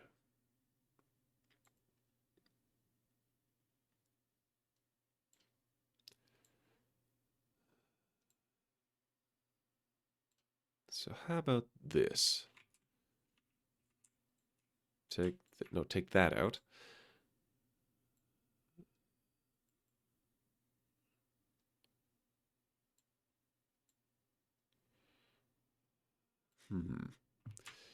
Remove that and replace it with, let's try that again. Remove that and replace it with this. Then remove that as well and move the whole thing just a little bit further down.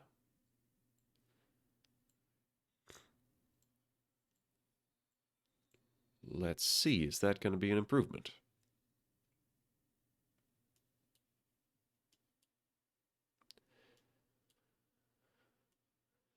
So I definitely do need to be integrating this.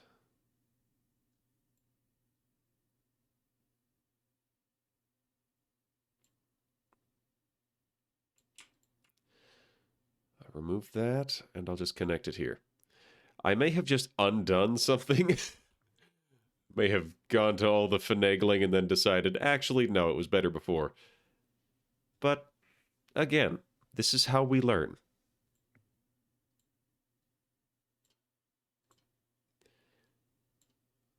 That, so now this line is not contributing, so it can leave. That line can exist. Yeah, sure, that'll be fine.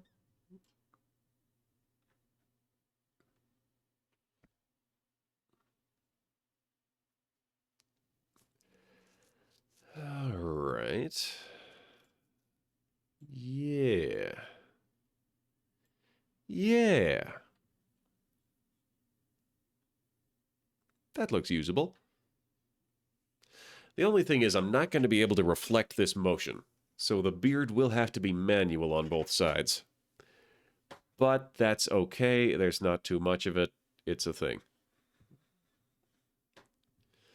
So the beard itself, is going to have keyframes.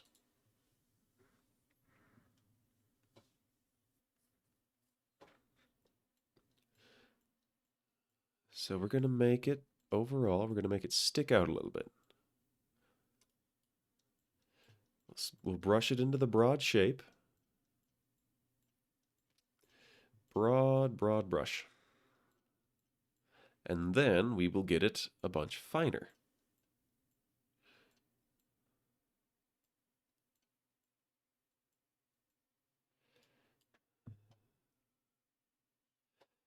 So what do we got here? Middle part is still out. Well, we'll shrink the brush size. Shrink it down to 50. And we'll fix that. Ah. I'm sitting here like, oh no, I can't cover the outer edge. And, well, why not? You can't see the far edge when you turn around all the way. So we're going to squinch that up a little. How does that look now?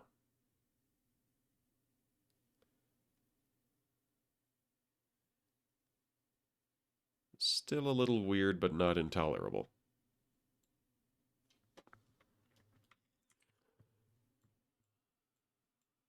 Get this stretched out just a bit.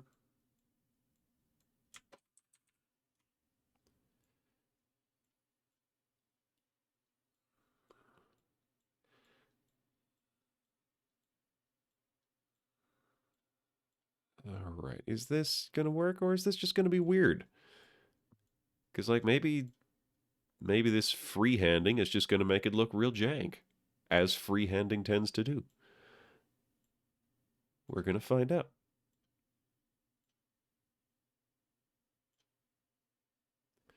Fix a couple of these.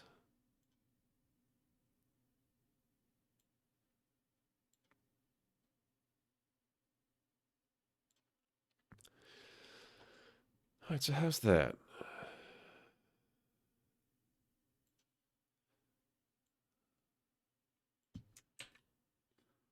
We got a little bit of jank. But, as I've said time and again, not intolerable. So, we want this to be sticking out, but not too far.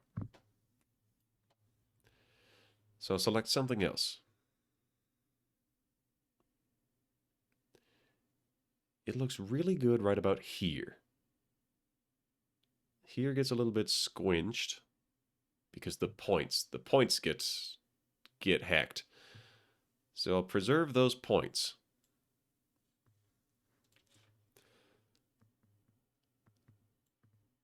How am I going to do that? Manually. There we are. So we'll unsquinch these points. and we will figure out the rest from there. Because that's all you can do, is do it one step at a time.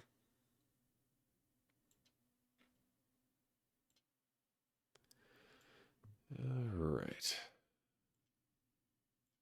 That's looking better. So if I scroll out all the way,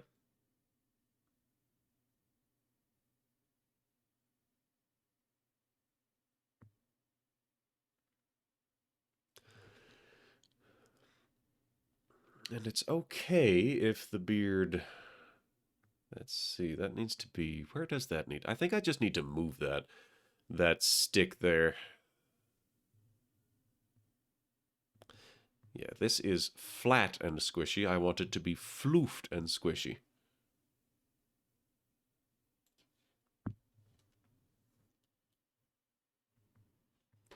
So we'll just keep grabbing the beard.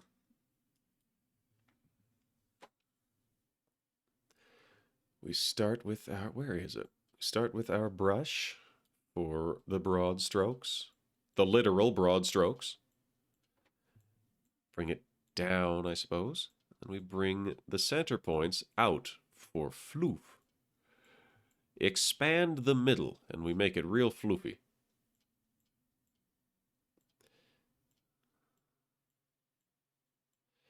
So this might be excessive.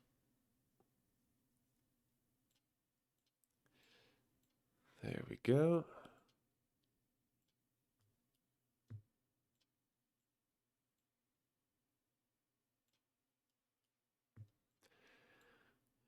Okay.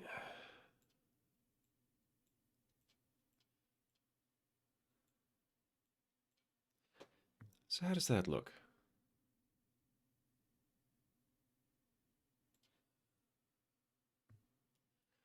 I think the center rank needs to be a little bit more up and right.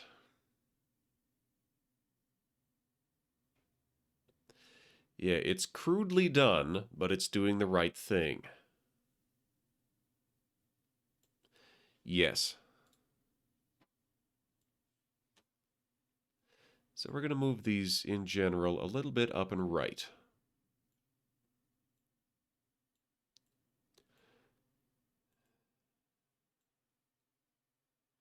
And that is the hope, anyways, that it will not be weird.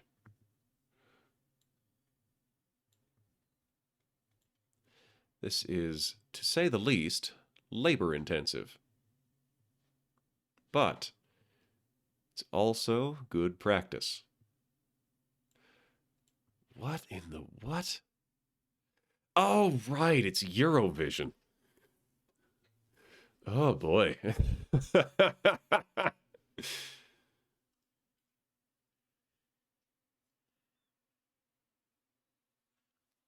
Okay, so what now?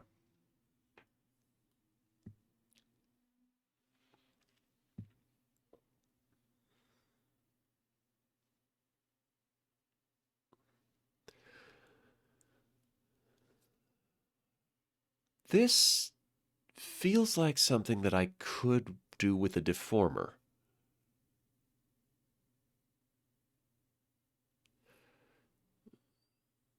Is it? All right, how close to done am I on this?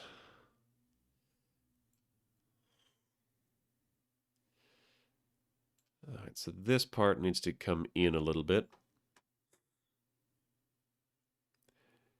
The janky floofed out a little bit definitely looks better than the perfectly flat.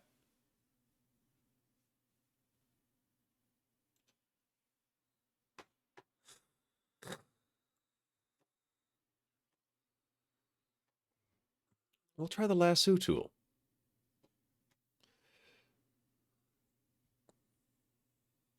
Zip. And we'll grab these ones.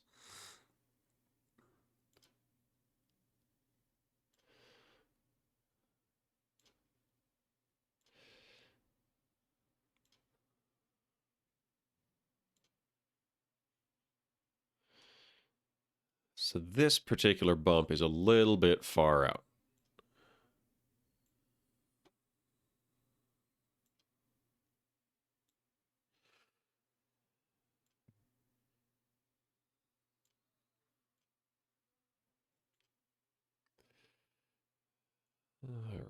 right. So, how's that looking?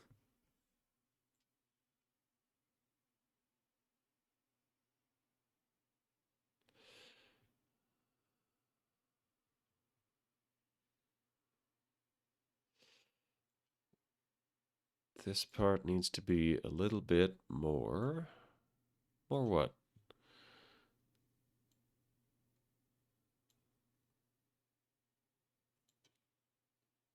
Does that fix it? So these ones then need to be a little bit further right.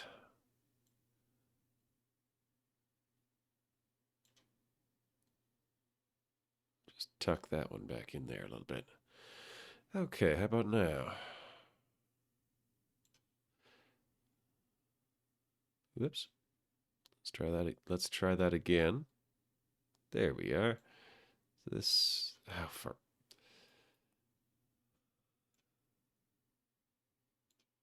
There we go. Hopefully that won't get stuck like it has been. Yeah, that's better.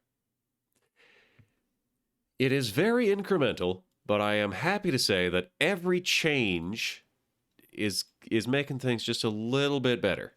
Just a bit.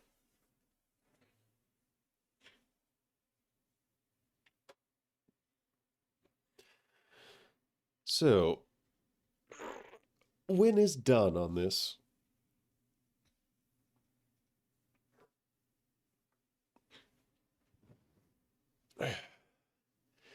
When is good enough on this beard?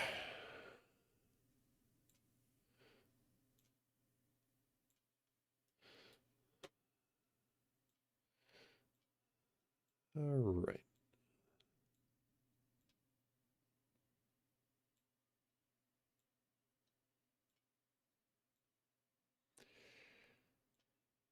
Okay.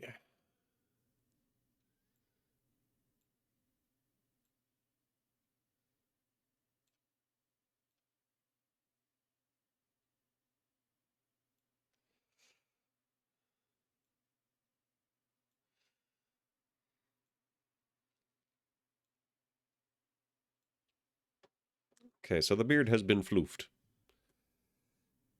Is there any part of it that looks a little bit less than floofed?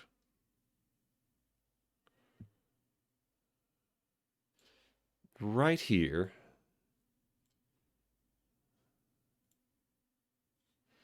Right. Oop, dang it. Which one? Which one? Oh, it's still selected. Where is it? There we go.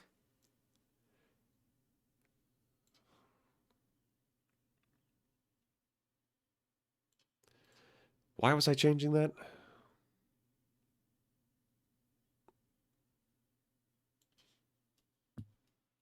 No, that's okay. It's a little bit flat here.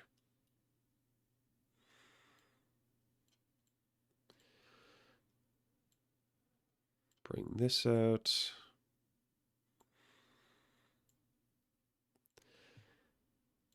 Okay.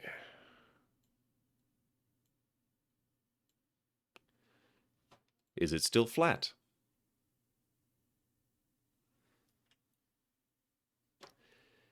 A little bit. What if I take all of these, just kind of shimmy them a little bit back? Then dial it, walk that back just a tad on a few of them.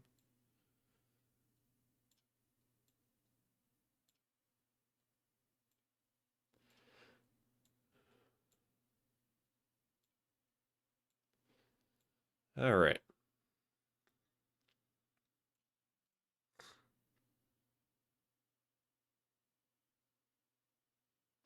It gets a little bit janked right at the end there. But also, I'm spending too much time on this beard. I'm spending too much time on the beard compared to everything else.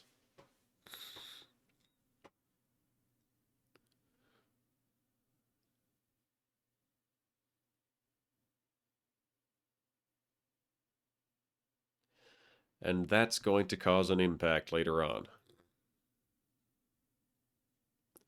So that's the well body. The well body seems to be done pretty well. Eh. Pretty goodly. Okay.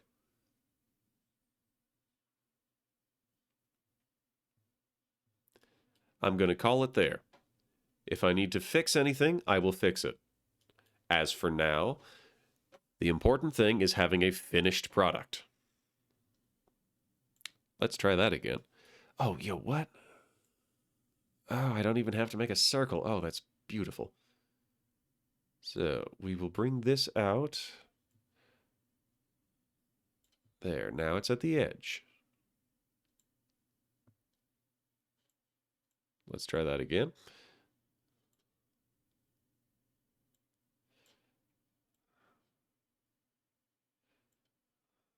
All right, come on now.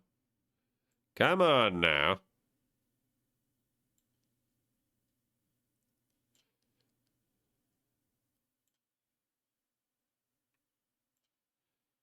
All right.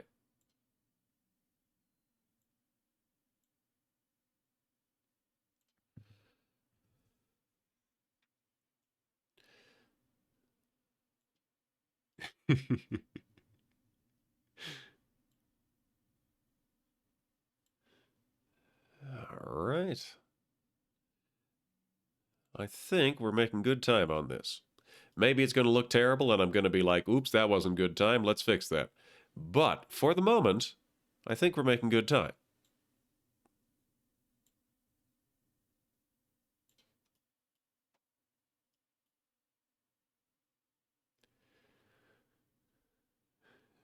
All right.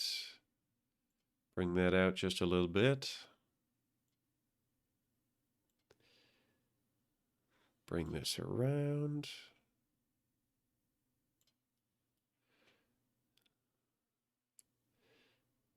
So how am I going to give that the depth that it needs? Moreover, how does it currently look?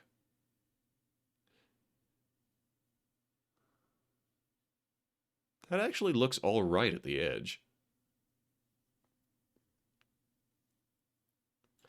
So I'll floof out the chin a little bit more on this side, and then I will call it good on this half. And then what am I going to do? Right. I'll figure it out when I get there. All right.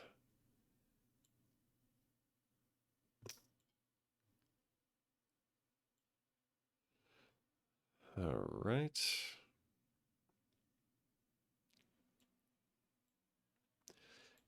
Circle that. I'm doing scope creep again. I'm doing scope creep. Because I didn't do that on the other side. Well, I kind of did, actually. All right. You know what?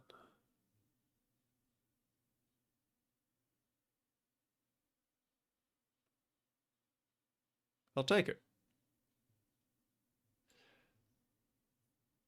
So now I gotta floof out the soul patch.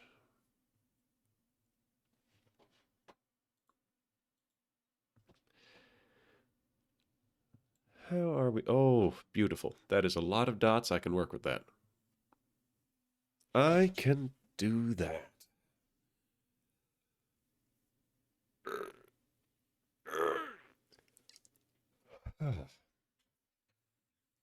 So we give it its keyframes. We go over to the side. And, well, we lasso our way to victory.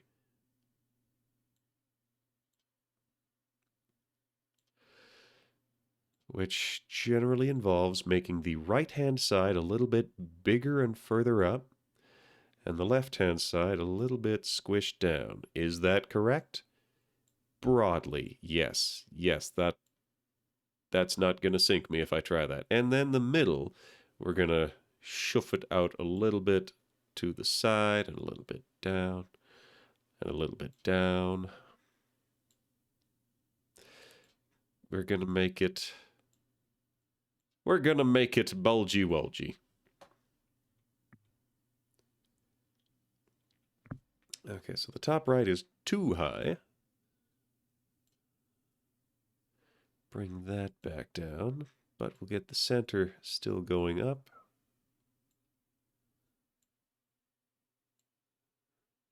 It looks a little bit scruffy at this point. A little bit sad. Which is unfortunate. But for the purposes of what we're doing here, I think it's going to have to stay that way.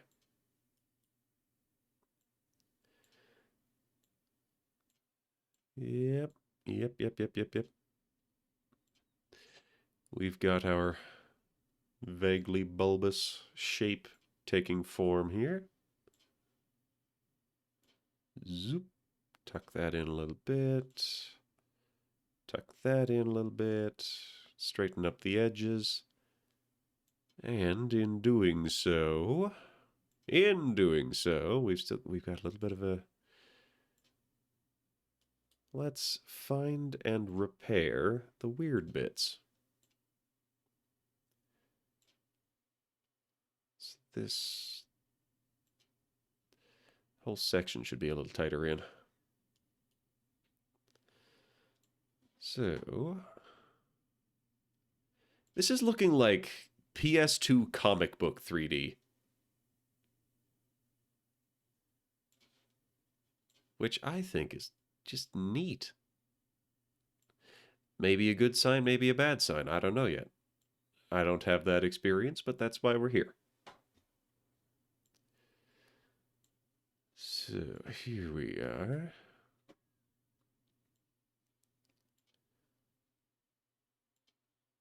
There we're going. There we're going.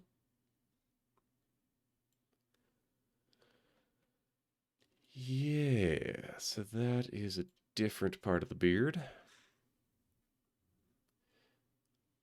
So this is going to need to drop down just a tad because it is not living up to its destiny as a floof.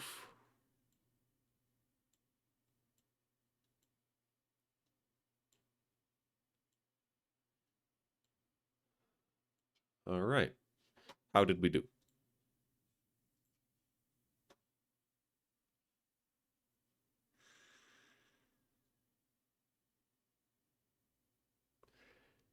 It doesn't look different, but it looks natural. It looks more natural somehow.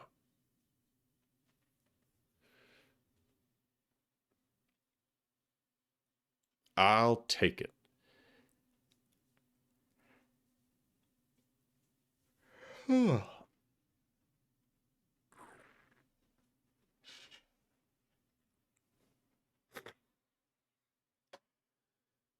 Okay, so we need to finish off the lip. Well, we need to start and finish the lips. We need to get the tongue and the inside mouth into the Stones deformer. There we go.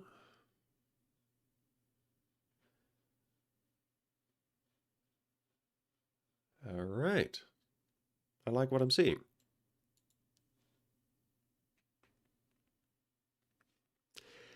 Can I get away with having just a standard set of something for in the middle and just let the corners take their toll?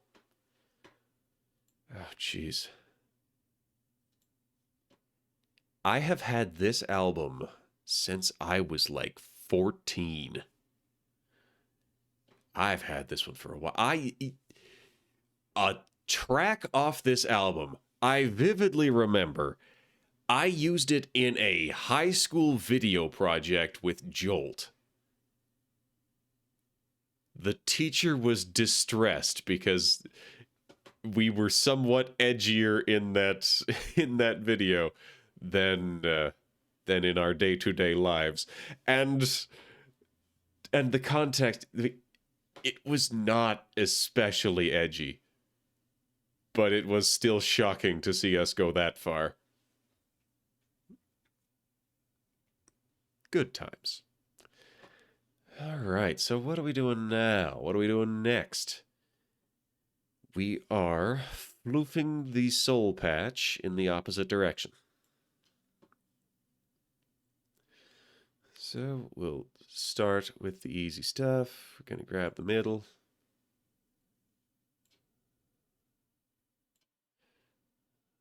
Zoop. Zoop. Dang it.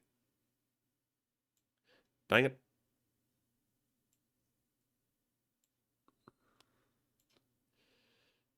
All right.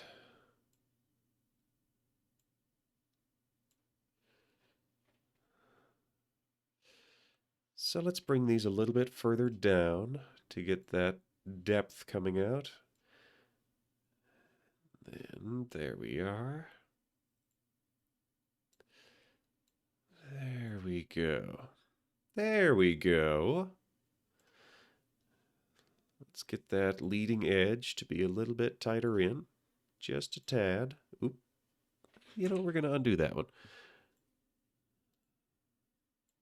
Tuck that one just a scooch. There we go.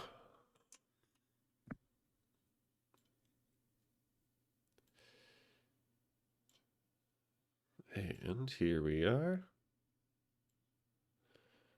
All right.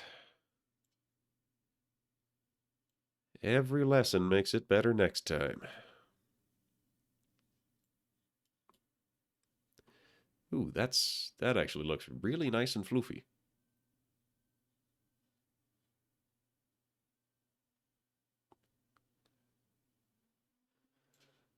We're going to do a little bit more with the back edge.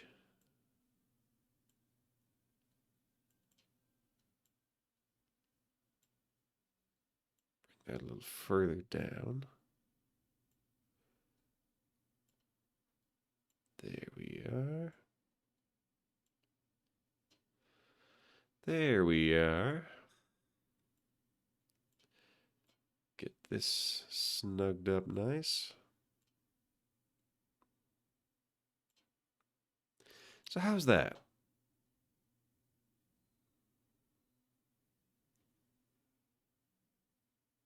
Yeah, that's looking pretty good.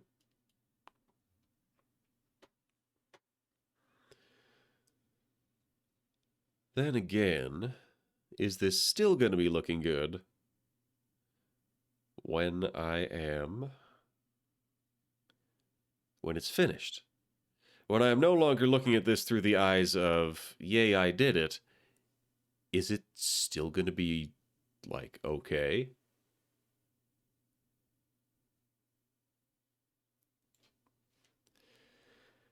All right. So edit keyforms manually, delete, add 3, add 2, expand all. So we're going to anchor to the middle.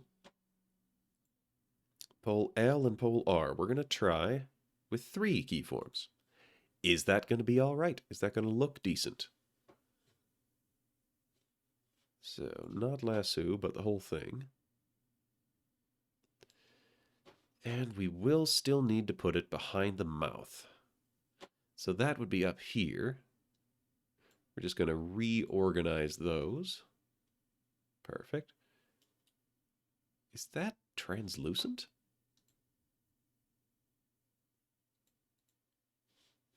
I think it might be a little bit translucent. Oh well. That's fine. So we'll mark that down there. I think we're actually going to have to expand this a little bit. But we're going to undo all of that and give it some keyforms.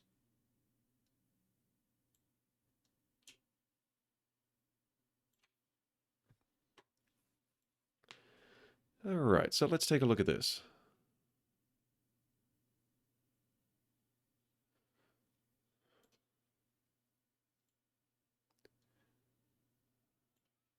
Yeah. Yeah, we're on the right track here. Where's this even going?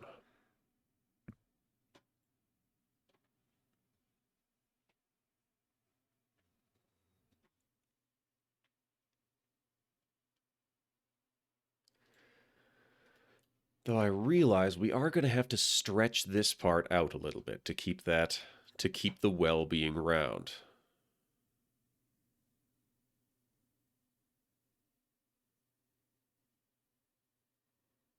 This is a little bit too thick.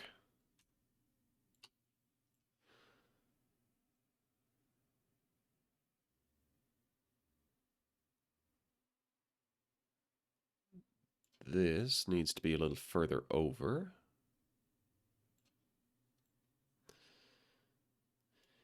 Wow, there's so much of this is just done by vibes.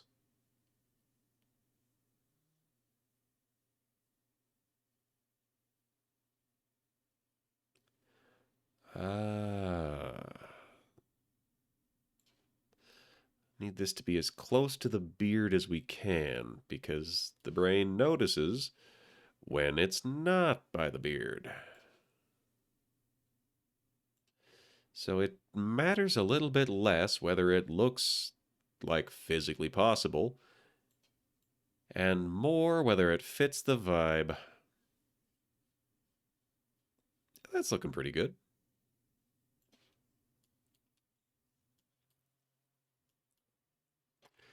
So now let's take the stones deformer. Can I get an easy win here?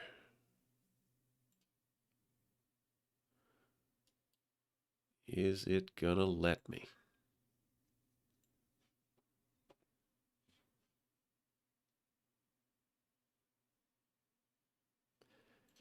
I think it is. I think it is gonna let me.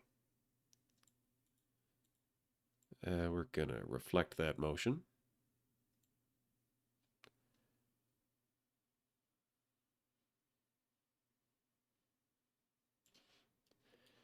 Yeah.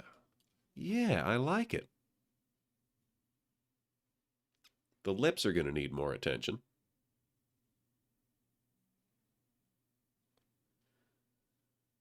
But that's not so much of a concern.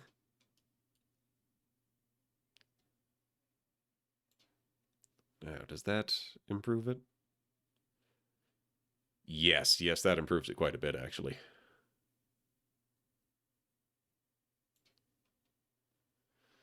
Yeah.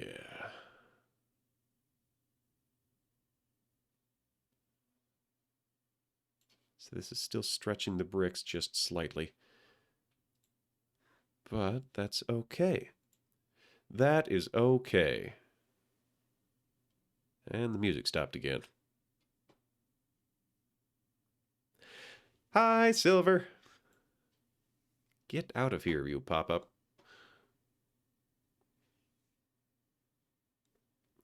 I may have to bite the bullet and actually just log in. Or use a different program that isn't Apple. All right. This one. There we go.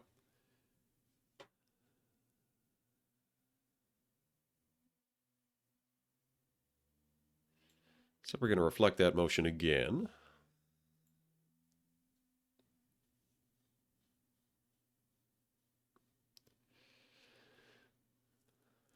All right. So we've got a little bit of texture to the beard. We need to fix the lips. Also, we need to get the whole head part going along, too. But we've got eyes, we've got blink articulation, and we've got look. So it's something. So we get this. I'm going to have to figure out physics for it, too. But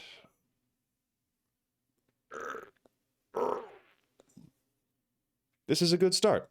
This is a good start. I am remembering how to work things, and I am better at certain things than I used to be. So let's get the wood done next. So full body, lower jaw, wood. There it is. It's at the bottom. So the wood is going to get, that's eyeball articulation. Let's try that again. So on angle X, There we are. So at the full turn,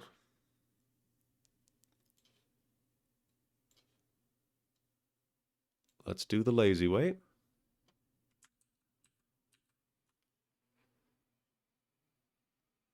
We're going to do it one column at a time. Guns of Icarus theme.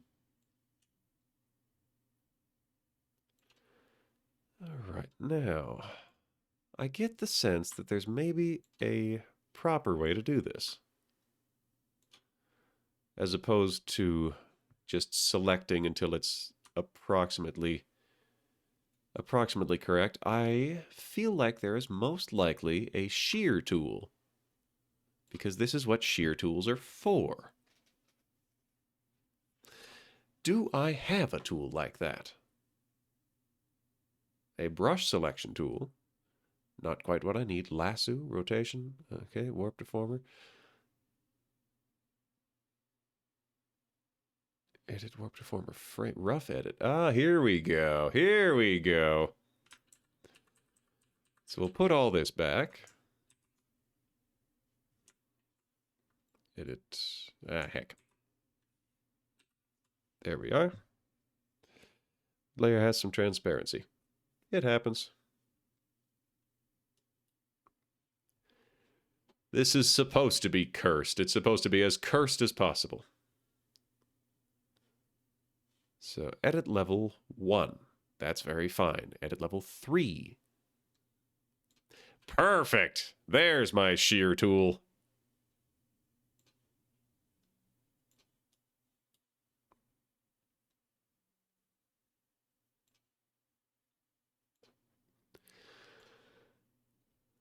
So, how turned are we getting here? This should be sticking out, I suppose.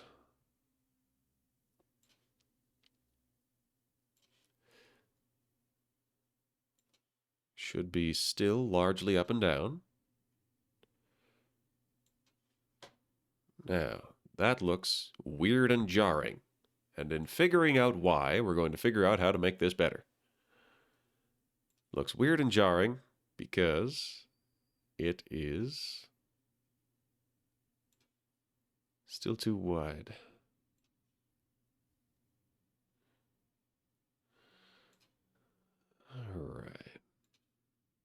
All right. Though what if I put the glasses deformer under the wood deformer?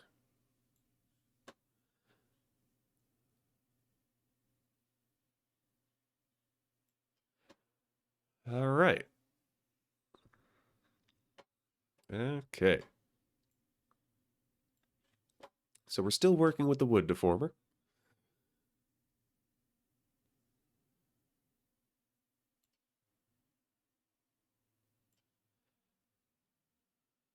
The goal here is to make these stick as much as possible. Needs to be a little bit faster. We want it to be moving at the same pace as that stick. Because if we can keep that, then our work is pretty much done for us. So, what about that? How does that look? Yeah, that looks pretty good. Now I just need the top. There we go.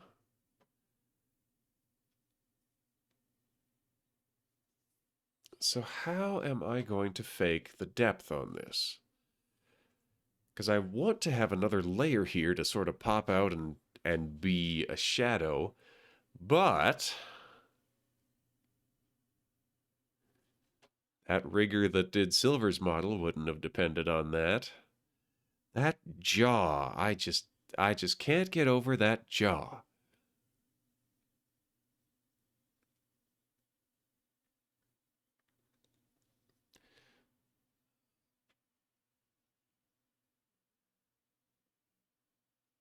So, all right, so we'll reflect the motion.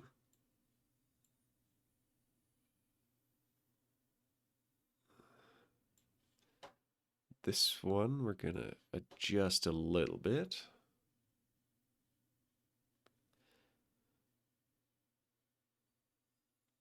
So we are now managing to get, it looks stable there, but at every other angle it looks incredibly far behind. That is because the mustache is not keeping up. This is a flat surface, but then again, it's supposed to be a flat surface.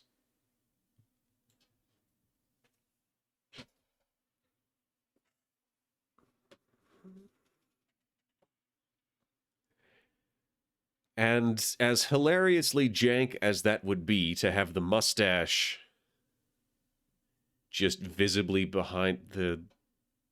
Actually, now that I think about it, maybe I want that. Maybe that's going to be part of the cursed aesthetic.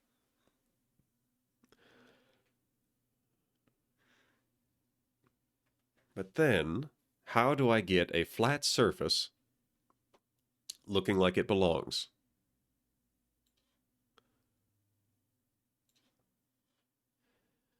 Well, first off, we have to make sure that the proportion stays.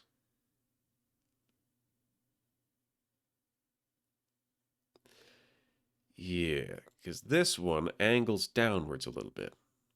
We don't want that. We want it to be straight up and down. We want it to be visibly looking out.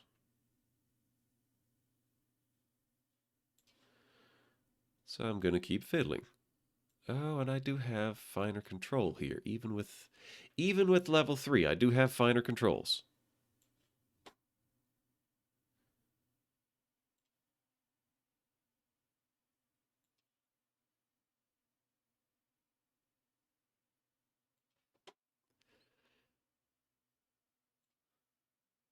All right. Oh boy. All right.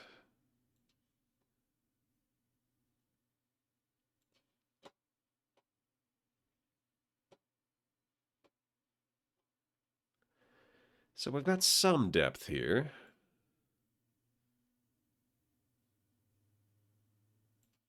This rounds a little bit. Let's fix that. This is... Yep.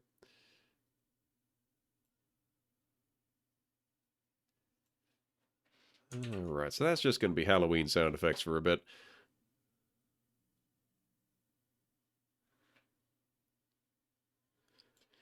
Let's bring this to edit level 2. Bring the center out a little bit. Is that going to help me?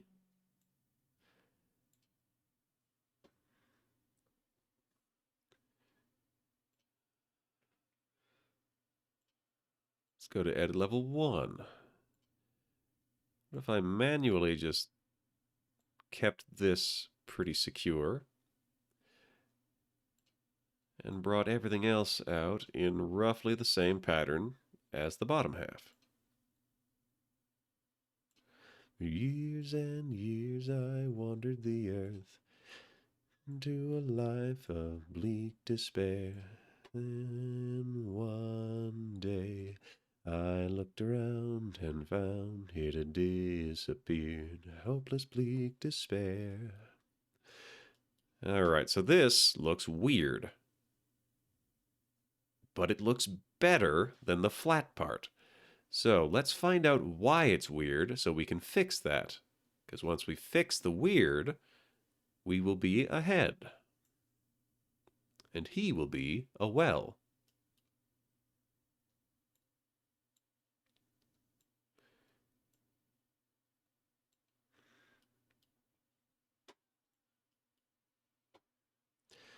So I need to get this mustache caught up.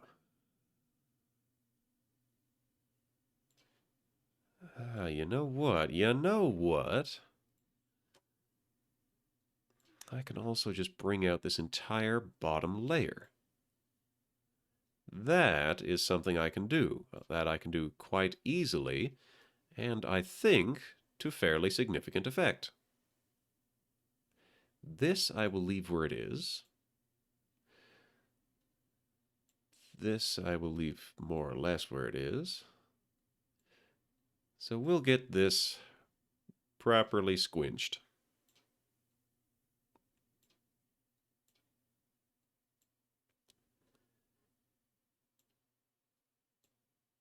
Yeah.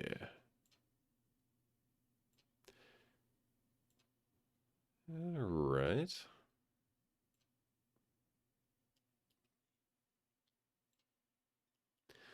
So, it's janky. It's janky. But we're still improving. It's an upward trend of jank.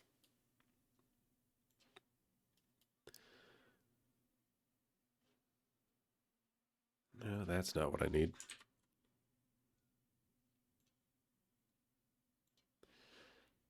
So, this warp deformer, I'm just going to need to do the mustache manually. Grab that. Yeah, this is fine.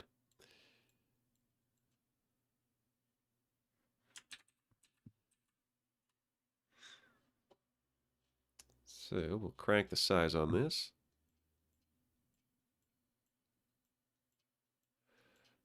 And how's that? Needs floof.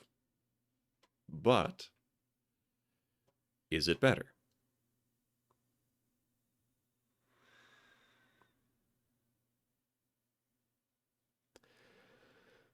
I think the glasses and the mustache are going to have to be done separately. Well, of course they are.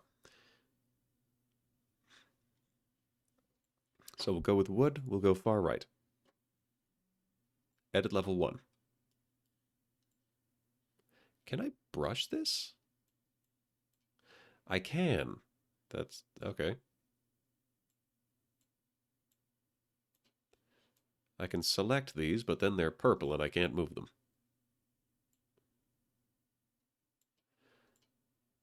Well, you get what you get. Why do I have so many more?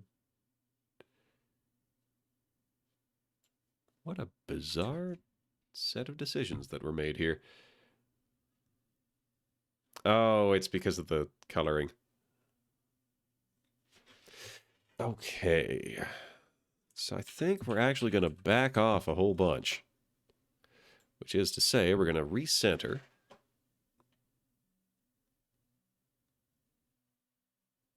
And how are we going to change this? No, never mind. I don't think it's going to work that way. So we're going to back off a whole bunch until we were just doing maybe a little bit more than the shear.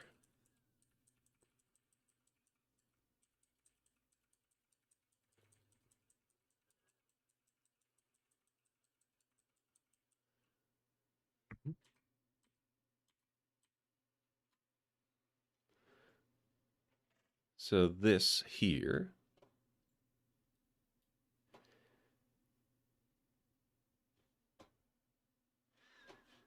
What am I doing with this? With the wood at level 3. What am I doing here?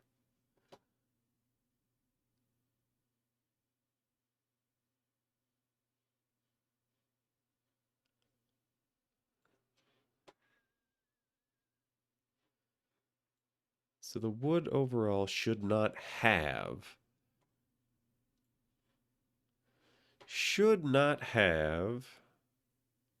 too much depth. It is the things stuck to the wood that have depth.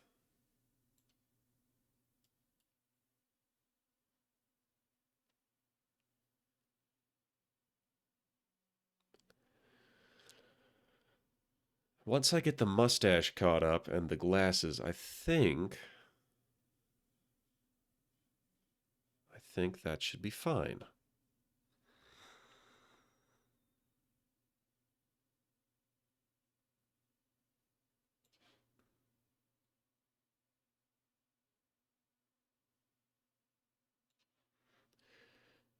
So, does that help? Okay, we'll call that good enough. Now, the mustache. Am I going to give them a mustache deformer? Am I going to give them just individual... For the broad strokes, let's try a mustache deformer.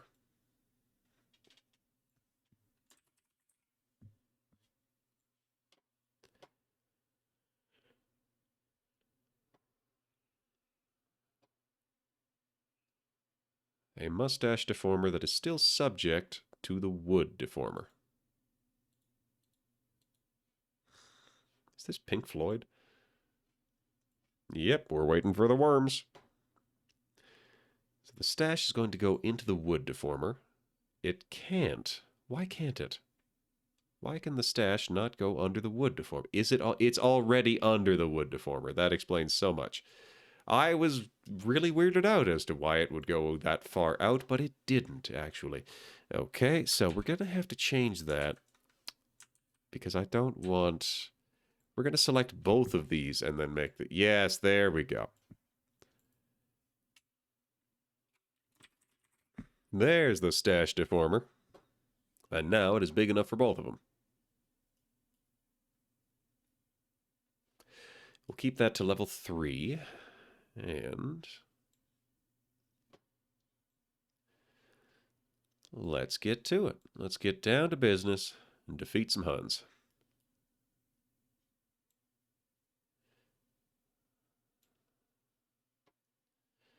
So we're gonna...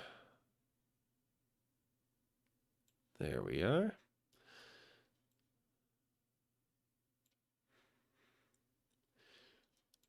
Now I think we are going to move this out. So now that is in line.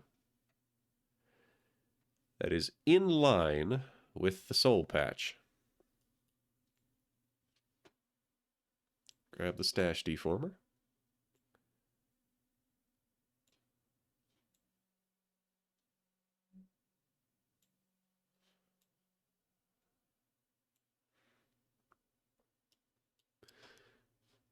And switch over to lasso tool. Are there hotkeys to change these? AL. ALB. So we'll bring this down a little bit. So this... I forgot to keyframe it! Ah! Okay, let's try that a third time. So the stash deformer exists. The stash deformer has keyframes on angle X. And now we're going to make some changes. So L, A. We can actually do this with all A because this is still straight up and down. Now we'll drag this over here. Very good. Now we grab the lasso tool. Here's where we start bringing it down.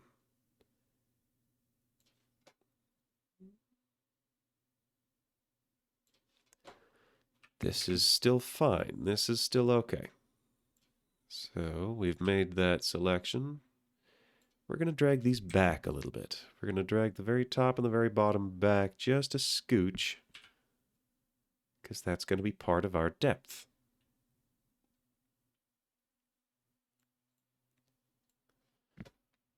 Keep on that stash deformer.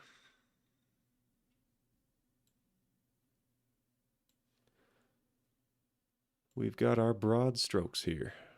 And now that we've got our broad strokes, what we're going to do with our broad strokes is floof out this mustache.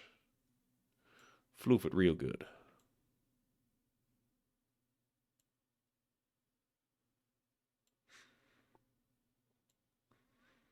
There we go. There we go. We're getting it.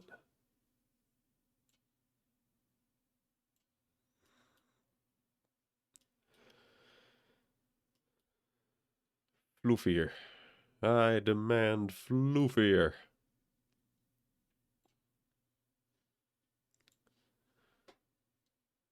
Bring that down here.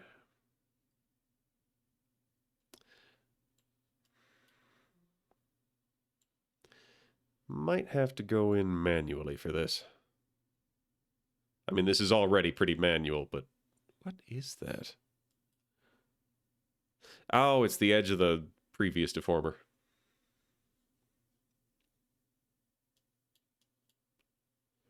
So this is a little bit scrinkly.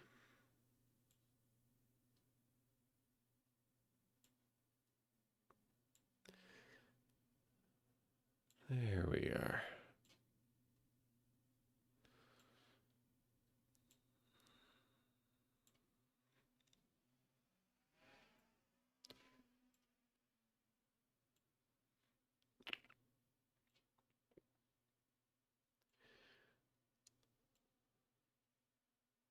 Oh, there we go.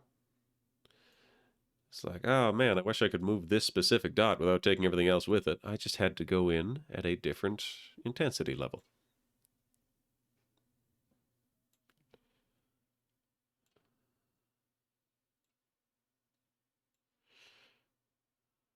There we are. Getting that all nicely tucked in.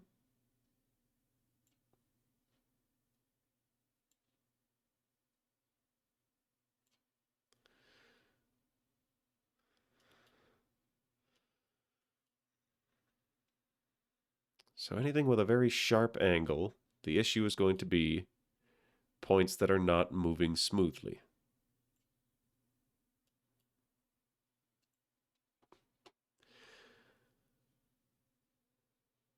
So that does get some depth. Though it does also make the mustache hang lower when you turn to the side. So that's not right. Let's bring the mustache up. Up the mustache.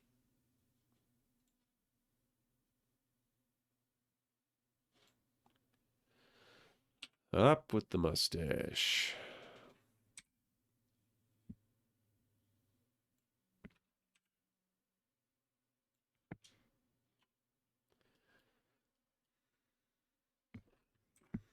Up, up, up it goes.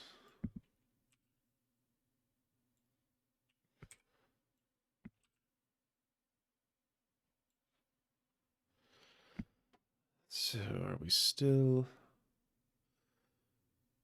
We're still expanding downwards just a scooch. So up it goes.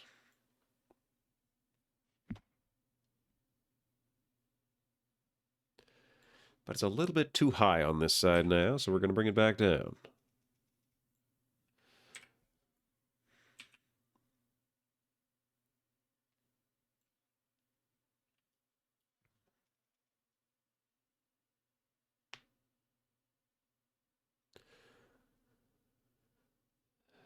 So, what if I stick with a general theme of keep the reference points?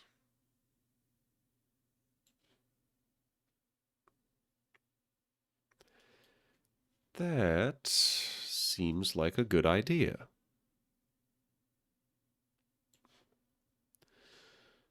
So let's make this a little bit longer. Just a little bit longer. There we are.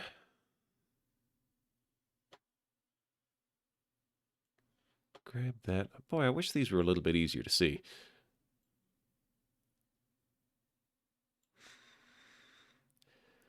So we keep on fiddling. There's that bottom level.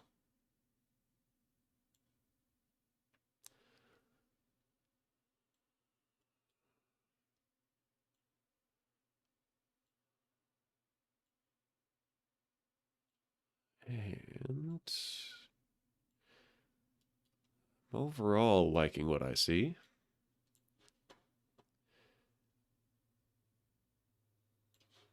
little bit too high here.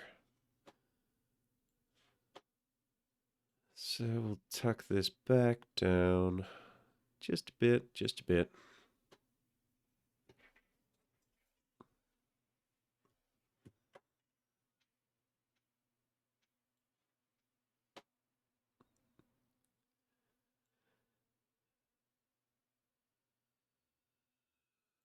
Getting some tearing here, which is strange. What is causing this tear? Probably this sucker being so far out of line.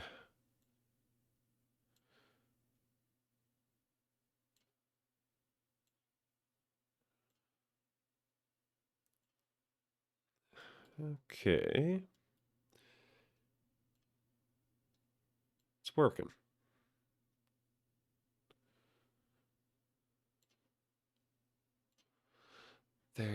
What's in this art mesh?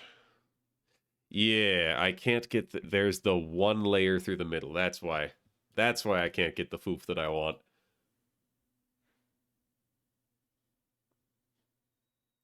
Well, am I going to do that manually or am I going to let this be?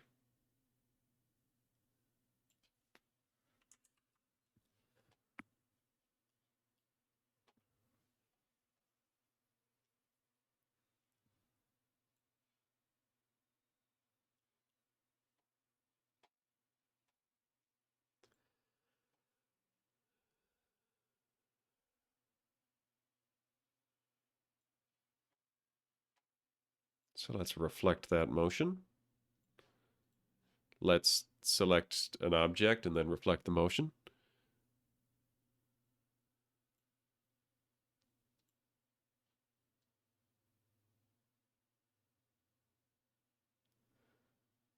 Yeah, this one gets really wonky because I made some edits. Made some direct edits.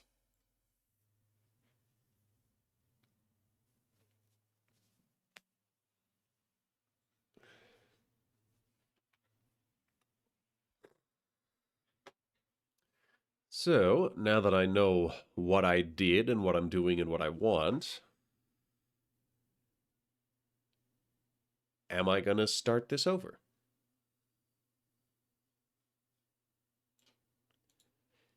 I think I am. I think I am. So, mustaches themselves are fine. Yeah, there we go. So, we're going to go into the mustaches and we're going to reset it to a heavy deformation. That's fine. Set that to heavy deformation. Because this is what heavy deformation is for. Temporary deform tool. Interesting. Not something I've used yet. Ah, and now I have more of these dots to work with because it's heavy deform. I think I have more dots. All right, so anyways, we're going to add our 3 keyframes to this.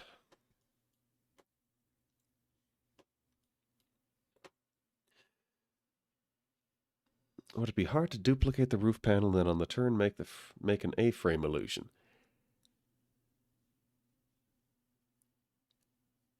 If it's possible, I don't think it'll be difficult. If it's not possible, then we'll have to go back in and re-edit the model. But I'm gonna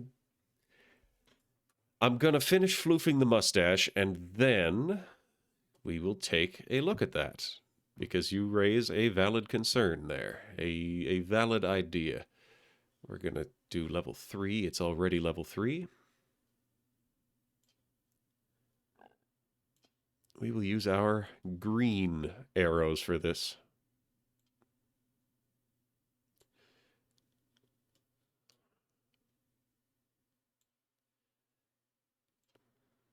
Because if I'm going in moving dots manually, then I'm moving dots manually.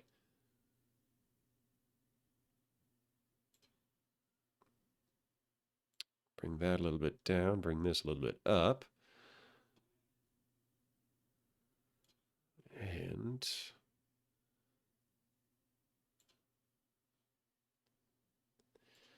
bring that a little bit down because it doesn't need to be that high anymore. That's looking real good, and it's getting there real fast.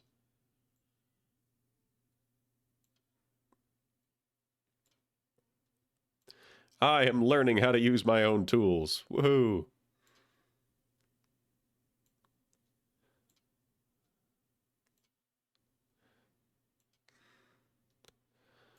All right.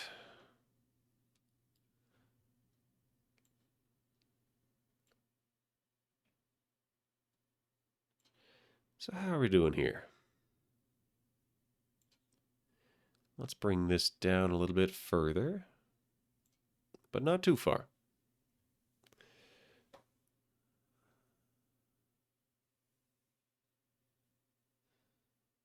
Okay. So I think I've got the shape just about.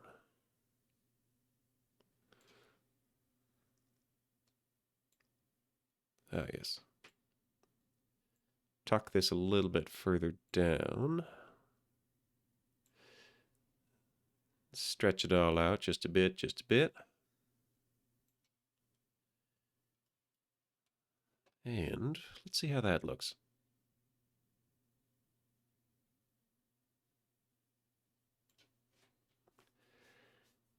Now that is making me think I need to move the roof again, because the roof doesn't quite line up with where the mustache is now. But if I do that, then I can try for the A-frame. We'll finish the mustache, and then we'll catch up with the roof. One thing at a time.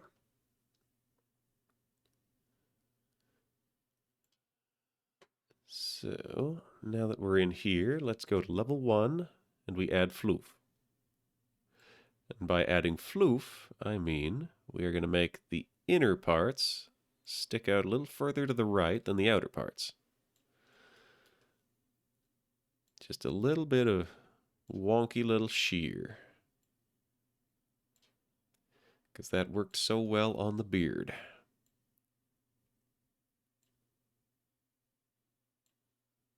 And we catch up with all the pieces. Put that kind of in the middle. Keep the lower down pieces tucked in.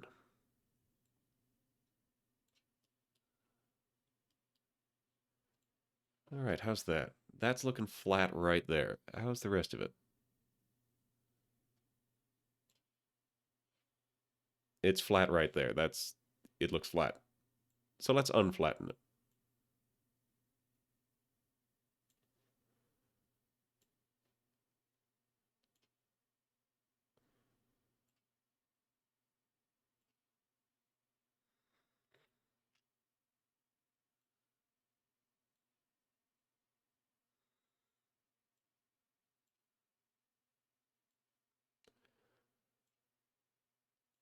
All right. That's a little better.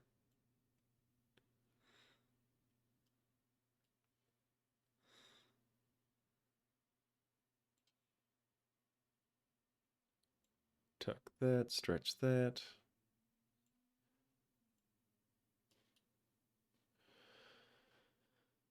Okay, how is it?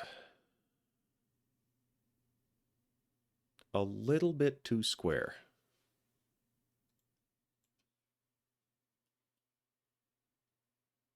So we'll untuck that just a tad. That should do. Hey, Rocky Horror. Now,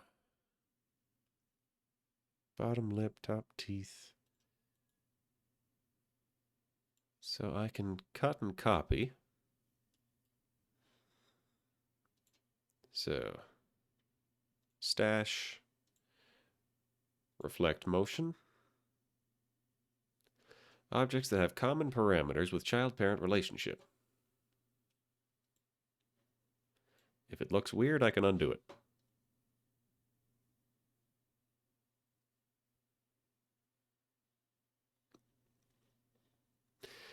Yeah, that looks unhelpful.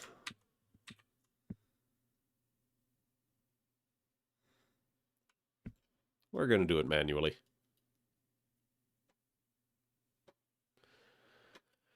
So, edit level 3. And we do the same thing.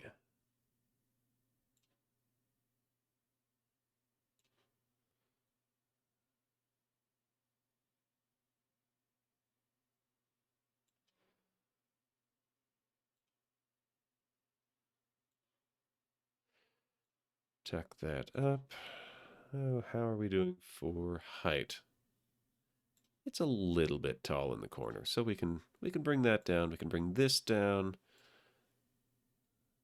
A little bit up, a little bit down.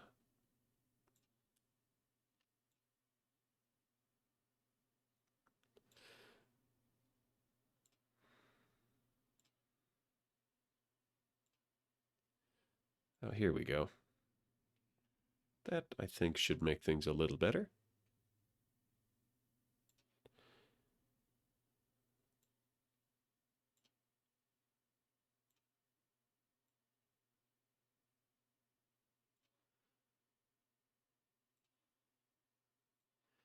There we are. That's looking quite good.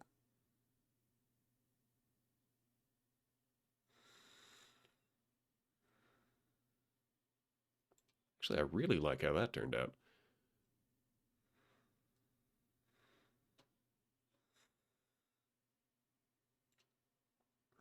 So let's use our sliders here to floof this. Make it plush. Dang, I think I'm going to copy that back across, actually.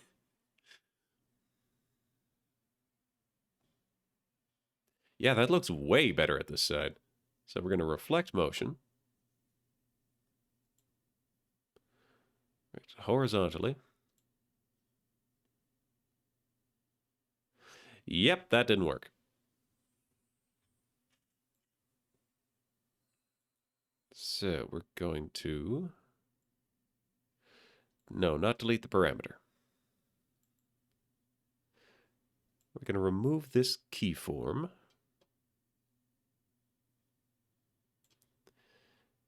And then we're going to reflect the motion.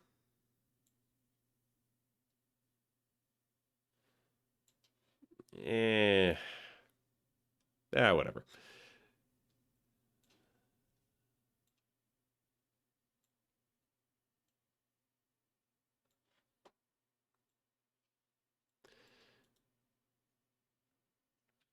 We're gonna fiddle with it again. Clean slate. New. Here. So last time we did it all in level 3. And I liked the result a lot better than doing it and fiddling in level 1.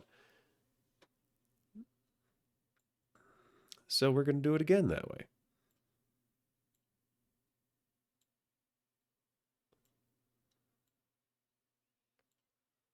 So here we go.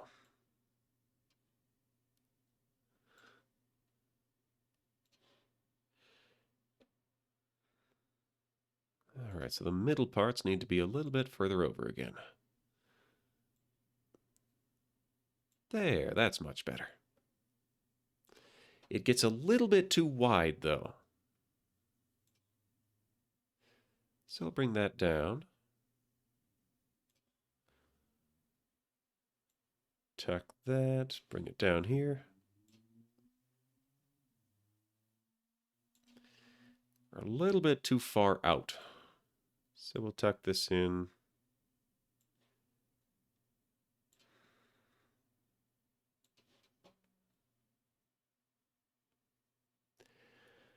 Yeah, that's starting to take the shape that I had expected of it. Perfect.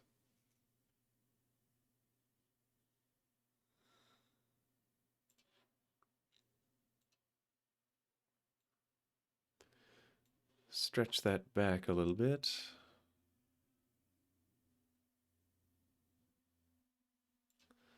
So let's see if I can reflect motion now that I haven't been messing with anything.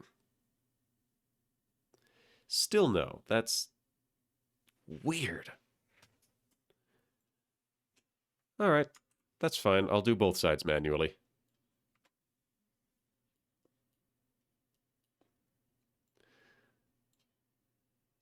Since I'm working at level 3 here, instead of individually manipulating every single dot,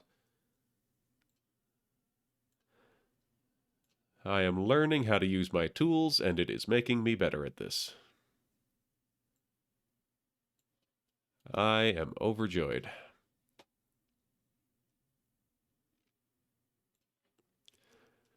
This is a little bit over to the side.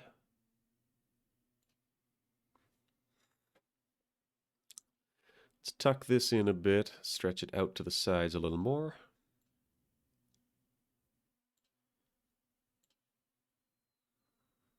There we go. But that is probably a little bit too bushy then. Actually, it's a little bit off-center.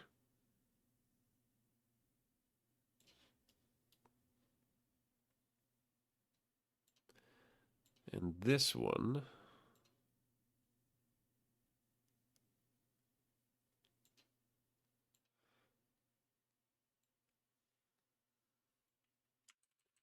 that didn't help.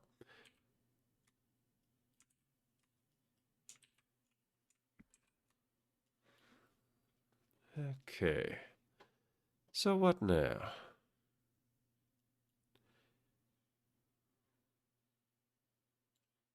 We've got our beard bearding.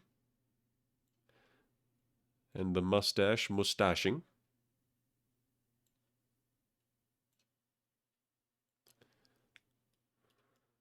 Oh, but it's off-center, right. Okay, so what do we got now?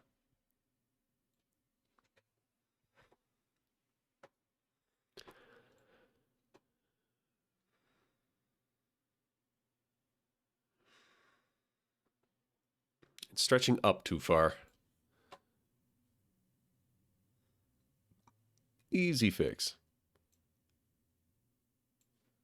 There we are. That's starting to look better on a couple of grounds. So dial back on both of these sides, and that should recenter it as well.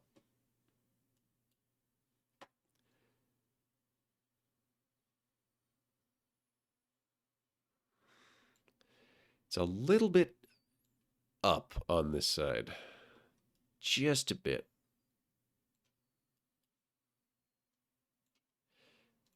So what about this?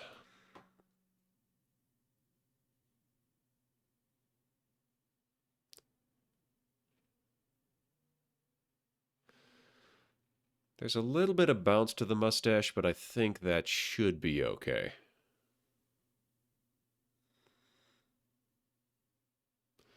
But why is there a little bit of bounce to the mustache?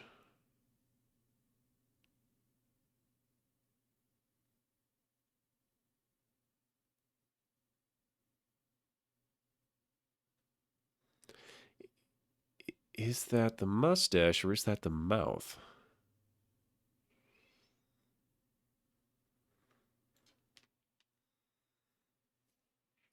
That'll do.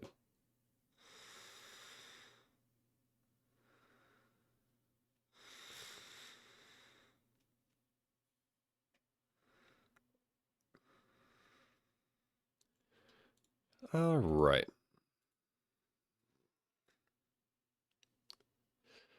Okay.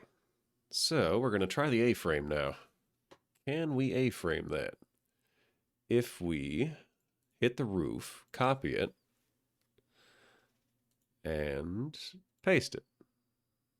What do I get if I copy and paste the roof? I get the roof again. Can I rename this? Can I rename this?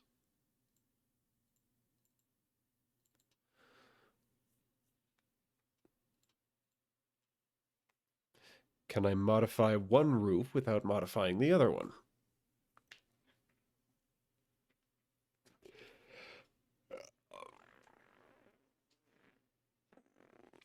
Will it be easier for the program to run? Okay. I can modify one roof without modifying the other one. Warp deformer display settings.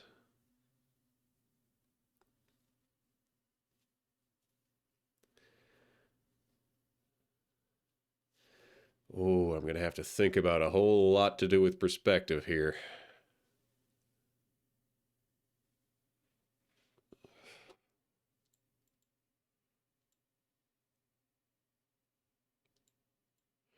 Oh, here we go. We got the back roof. We got the front roof.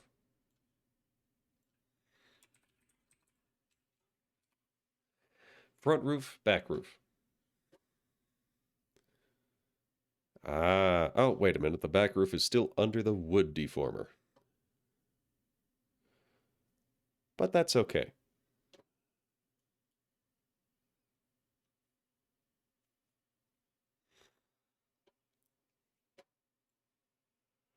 Is it?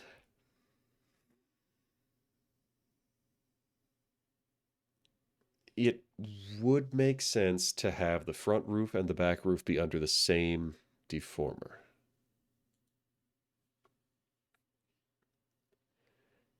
But what would that change? So if I take the back roof out and I put it here, then I'm turning that and it's no longer part of it. So then I would want the wood deformer at level 3 to be a little bit further back. A little further forward at the front. I'm not going to touch the bottom because that's the mustache, and I've already done the mustache.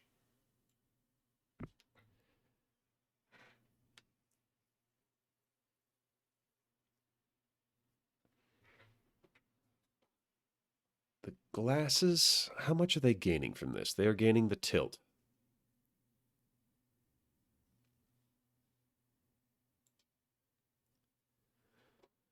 Okay.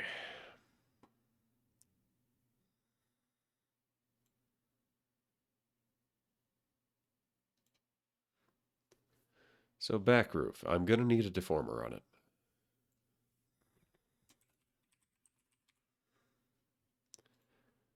Back wood. That being said, I think I'm going to move the lever to backwood. So now frontwood is going to turn. Yes, we're going to need to put that in between. That got it. Okay, so now from the backwood, we're just going to match up some corners here.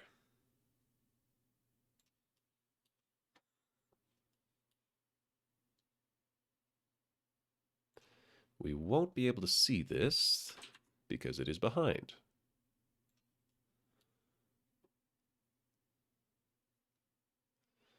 So we got to match this angle.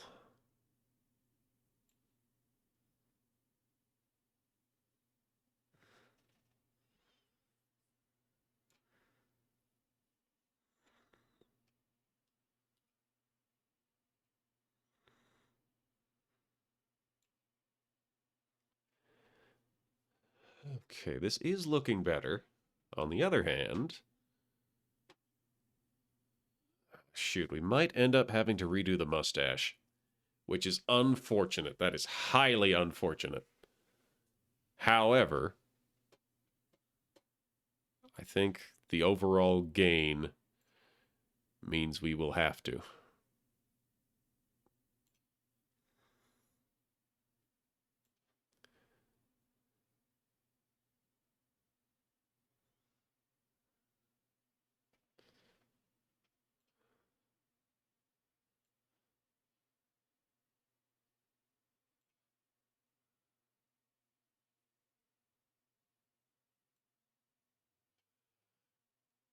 This would actually be getting closer to the edge now, wouldn't it?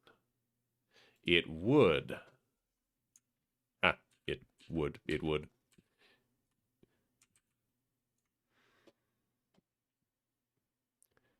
So...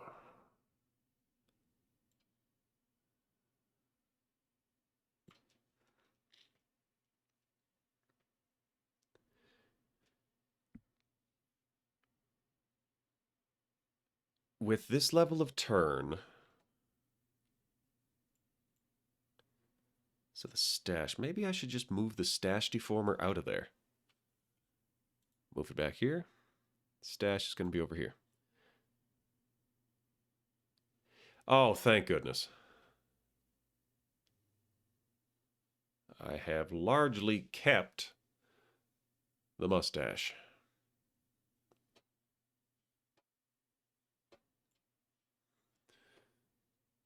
We'll just get that tucked back on where it belongs.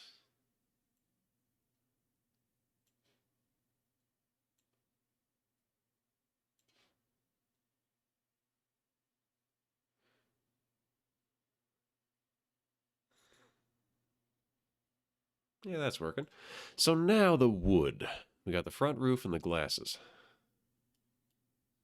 Glasses can stay where they are for now.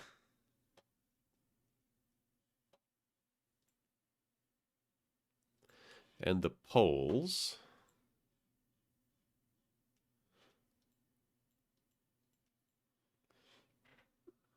The poles.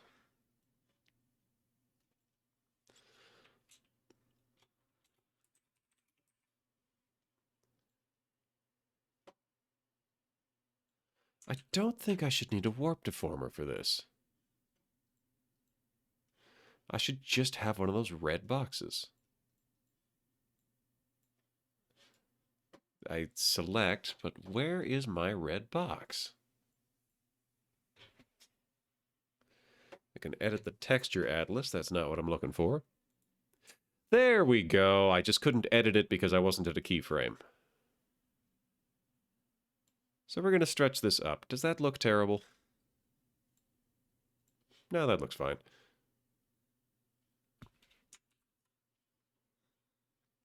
So at the center point, we're going to select both of the poles.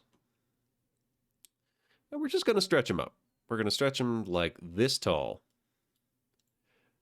Congratulations, everybody. That's how tall the poles are now.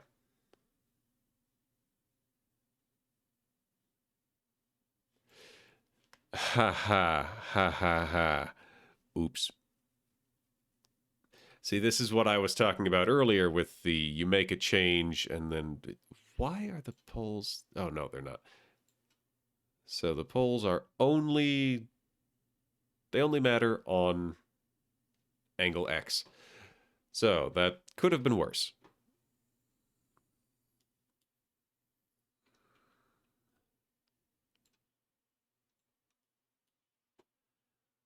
Because what has happened here is that the poles, having suddenly been given a new shape, have decided that since changes are done by keyframe, this new shape must be a keyframe. Whoopsies.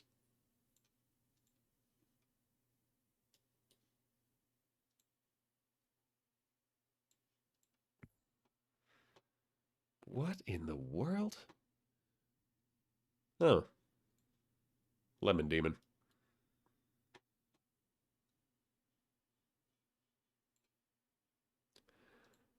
Alright, so the wood, the backwood actually has no...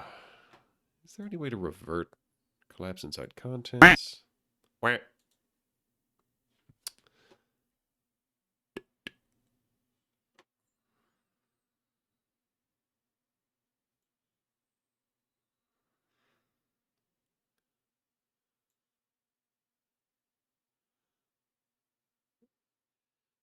I'm gonna do my very best to fix this because I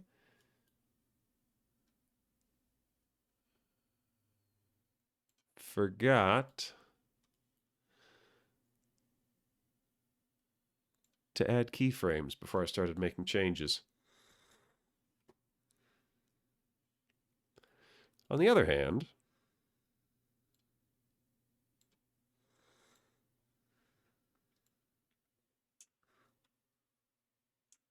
no, that won't work.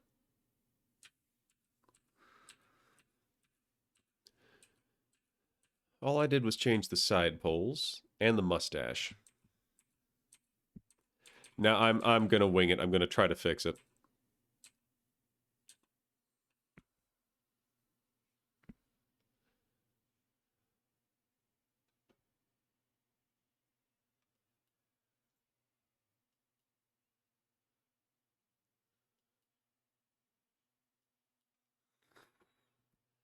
Oh, deformer. Select deformer for parent. Delete deformer and its content. Art mesh. Create art mesh. Reflect motion, multiple keys, bulk reflect, glue, skinning. Edit shape. Revert to original. There we go. Lever. Edit. Modeling. Shape. Actually, we'll go with wood. Oh, this is before we even moved that to the back roof. How far back did I go? So those are tall now. Whack. Huzzah, tall pools. So those are tall. Yes, this is doable. So what I'm going to do is make sure that the lever is in the backwood. We are going to go to the backwood and modeling, edit shape, revert to original, invoke when an art meshes. Okay, yeah. So lever modeling, edit shape, revert to original. It was close, but if I do it this way, then I know that it's back to the original.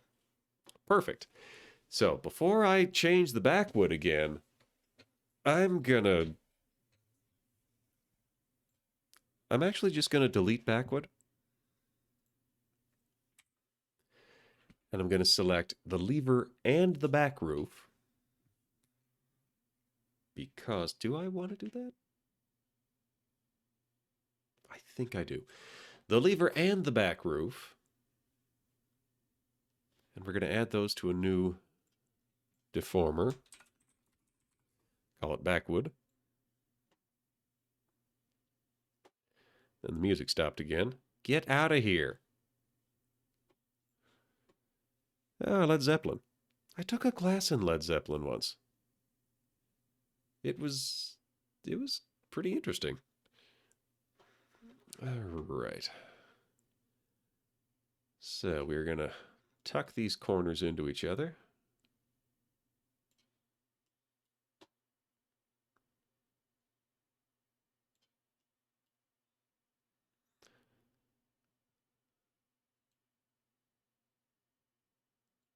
Right, right. So I need to edit the wood deformer until it looks right.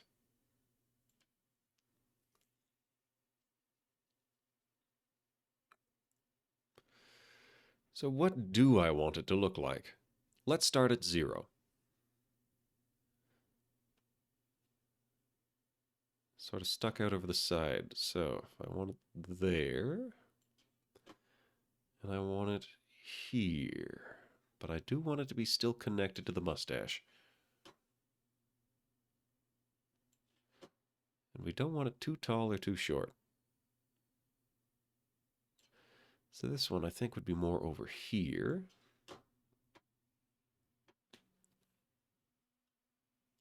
Yeah, so we've got about the right area.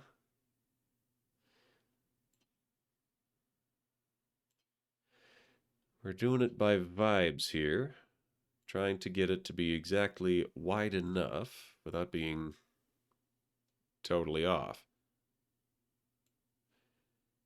Okay, okay. We're going to match the backwood up to it, and then we're going to take a look at what it looks like when we spin it.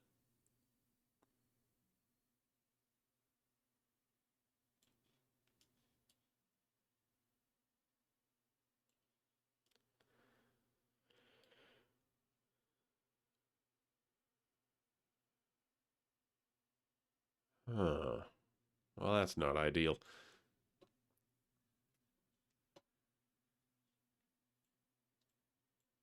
Guess what I forgot to do again? Okay, so we back it up, we back it up, we back it up, we back it up.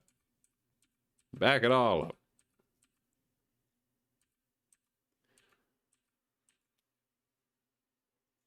So, those are separate now.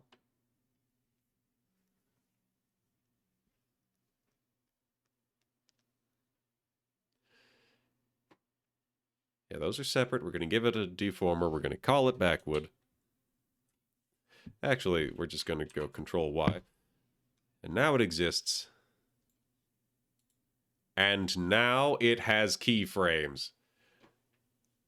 I must have accidentally undone those at some point. So, back to the wood. We want to get this looking the way it... This... The trumpets. The trumpets make me keep thinking that this is Alan Parsons' project.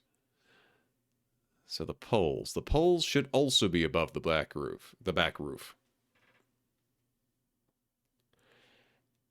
And above the lever.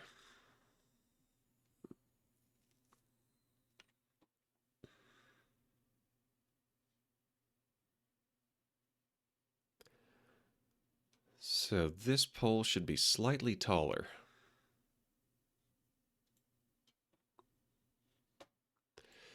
So the front roof here, slightly taller on that side. And make sure that we are pointing out. We are keeping the shape of our roof. I think we've got the angle a little bit off. Yeah, we squeeze it down a little bit. Let's lower this. Let's lower, I said. Not rotate, but lower. Let's lower that a bit. This is wonky.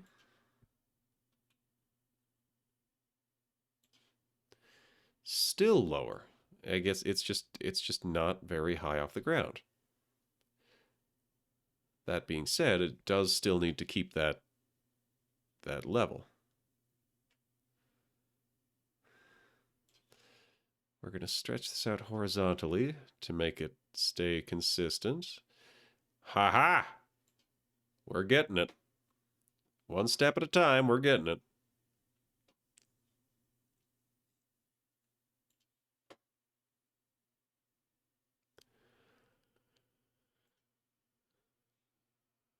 So here's the thing. No, it shouldn't be in front of the mustache because the mustache is attached to it, which means we need to keep it consistent in terms of mustache placement.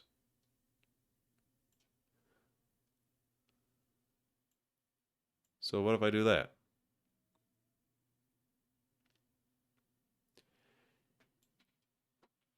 Looks about right, but in the wrong way.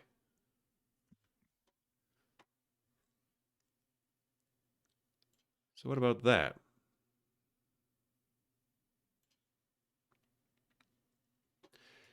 We are narrowing in on it. It's a little bit too far.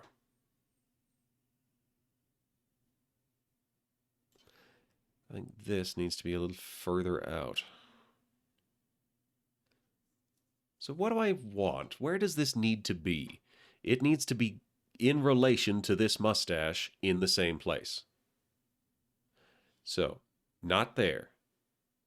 Not there. It needs to be here, but like closer. It needs to be bigger. It needs to be bigger. That's what's going on. It needs to be here and bigger. There we are.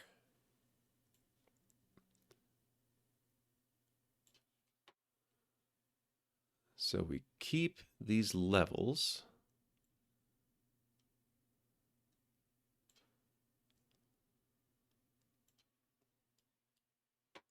So it should mostly be a vertical shrink.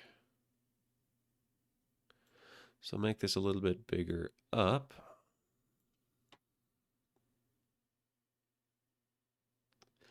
There, that is what we need.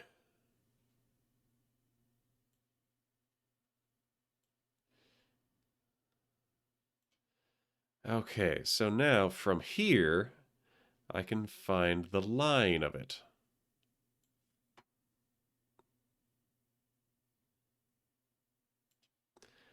Move this a little bit further forward. But it shouldn't be forward. The glasses should be behind the mustache.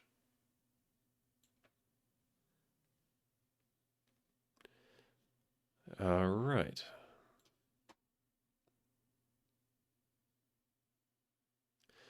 So that's a little bit too steep of a change.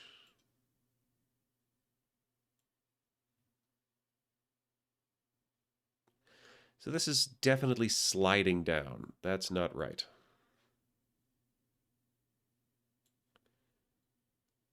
There we are.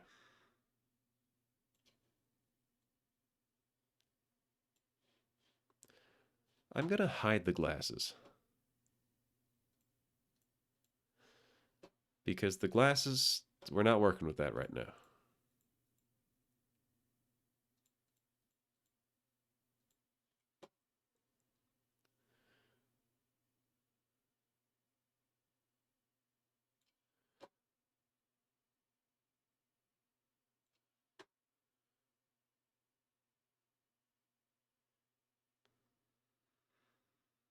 There we are. This is improving.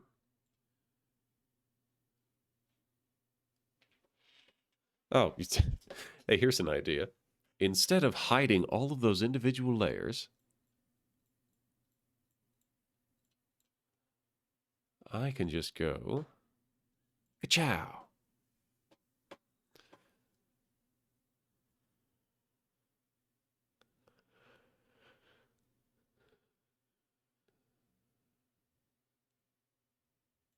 So, bring that out a little bit more.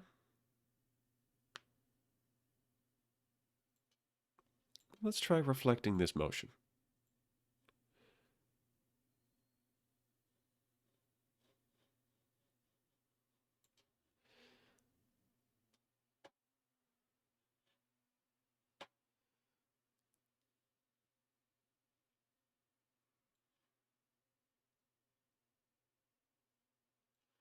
What if I do that? Is that going to be too much of a move? It is.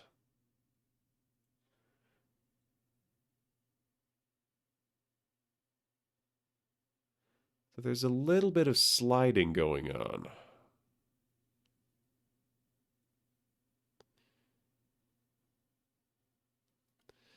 Not so much, though.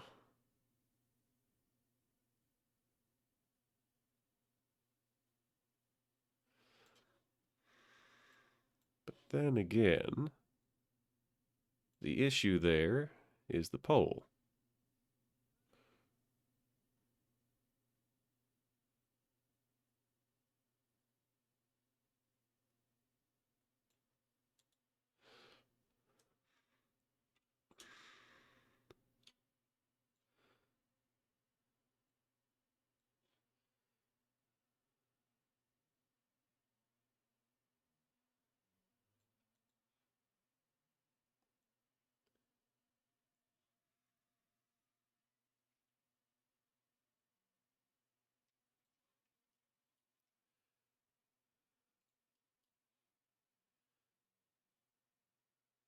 Right. Yeah, that is much less slidey.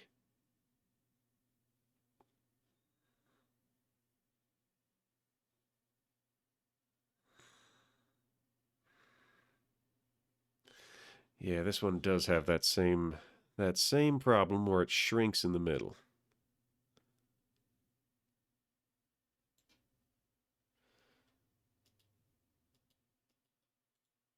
So I'll put that there. We'll just fluff it out just a tiny scooch.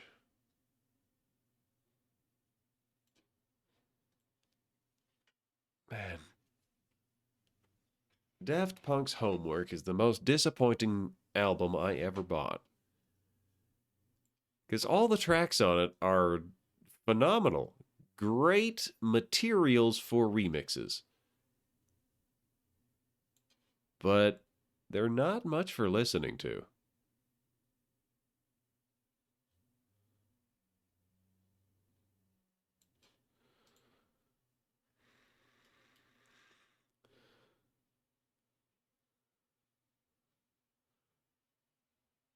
All right. Yeah. Yeah, that'll do. I can work with that.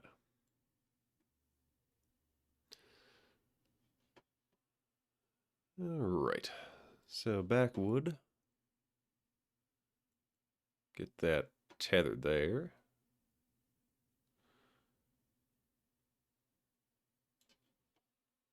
So how far are we turning? Scoot, scoot. So we can flare that a little more. Get that tucked in. Perfect. And we'll get rid of it at the other angle.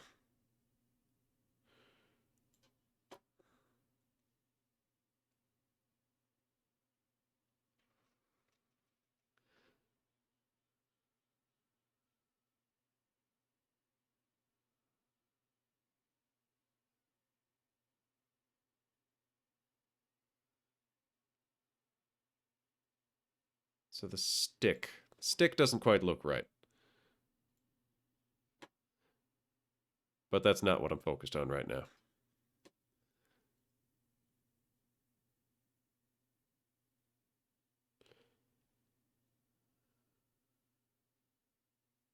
This should be further out.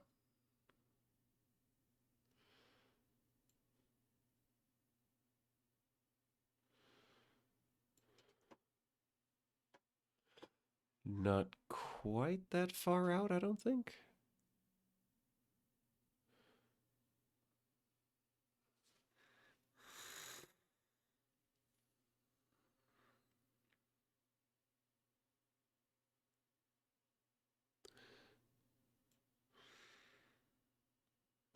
So it's further away.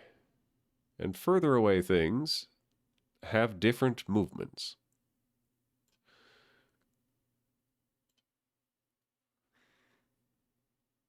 Probably. Would it be below this level? Ah, part of it looking wrong is that the other end isn't holding up its end of the bargain.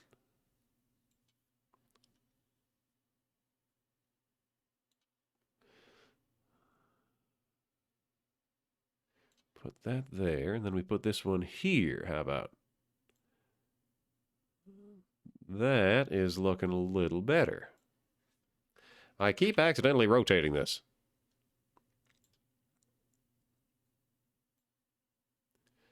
It's weirdly round in places.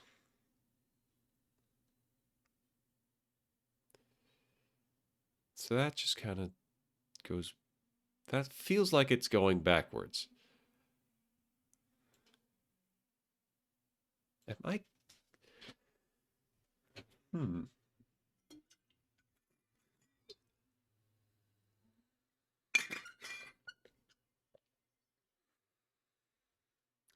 All right.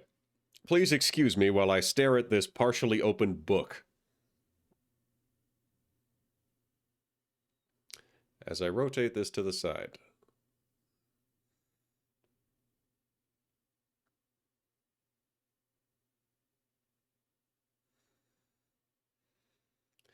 It's like a little bit up and immediately goes outwards. I think. So instead of that, what about that?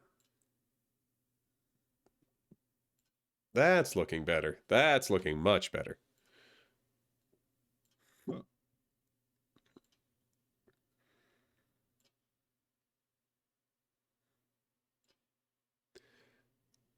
No, do not spin. You fiend.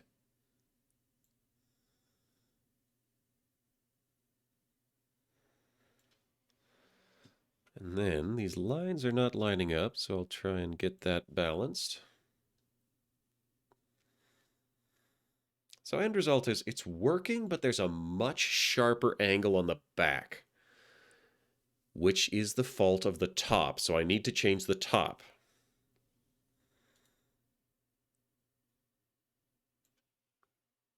So let's look at the top edge of this book that I'm rotating.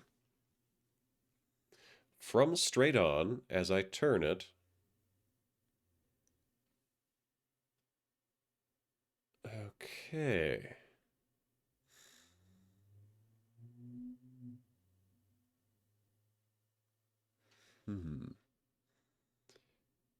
And the angle does get steeper over time. So the bottom is going to be moving more than the top.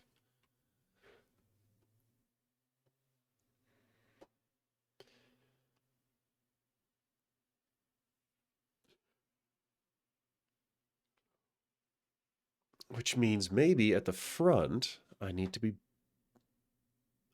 turning less.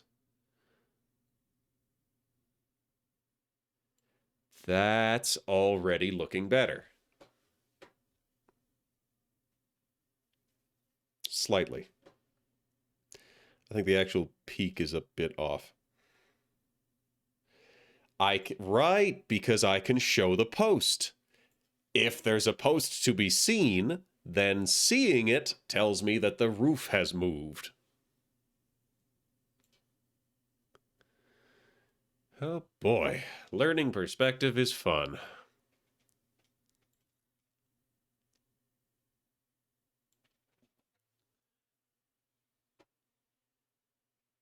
So this,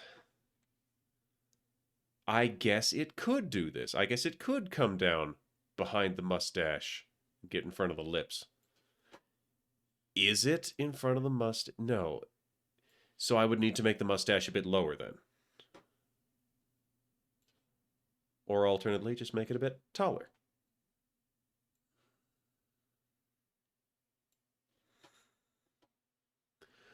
So how about that? What do we got now? Got the front edge moving a lot faster than the back edge.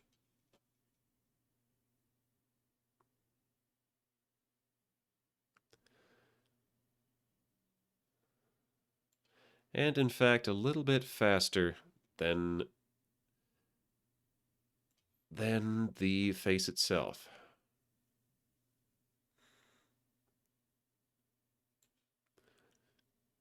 So what about the back edge? Rotating the book again.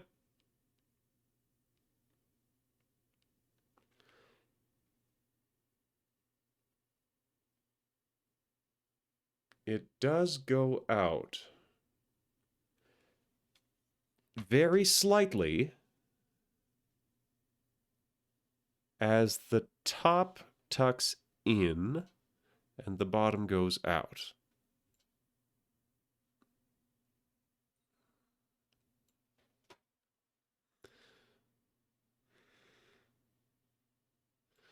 I'm still tucking that a bit much.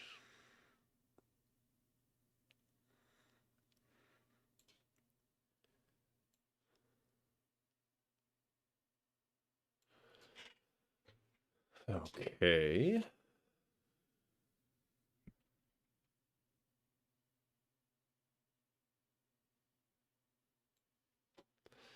So let's catch up the backwood.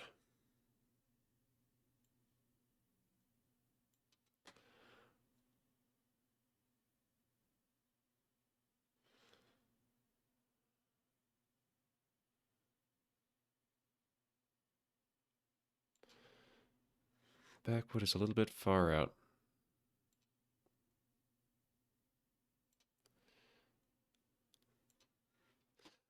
So I feel like I'm still sitting with just a very... So this shrinks overall.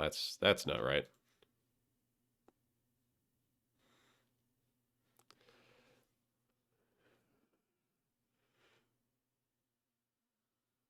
Maybe it's just a shallow A.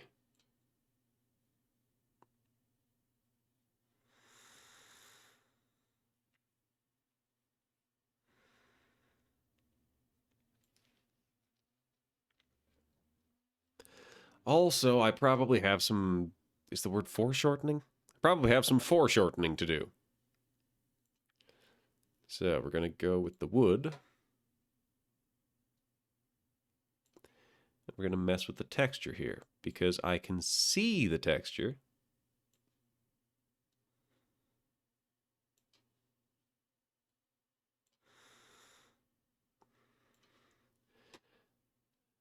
And I can see it not moving.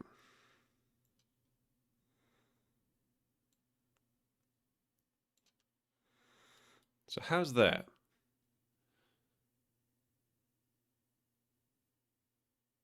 Pretty good.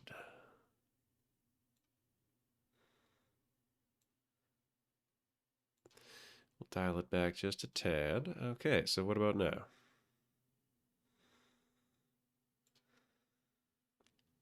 I'll take it. I will take it. We'll call that good. So we will catch up the back to it.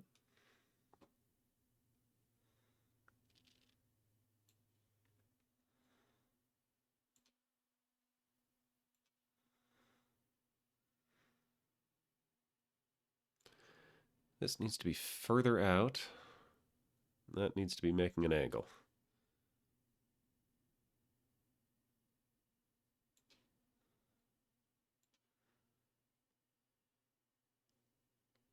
There, we're getting it. That is starting to look actually correct.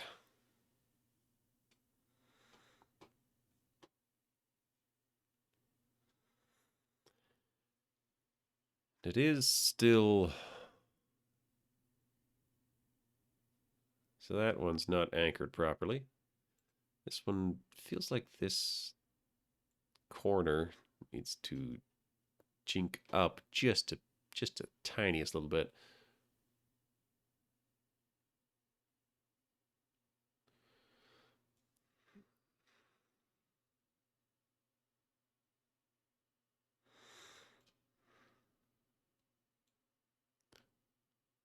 So if I stretch that down,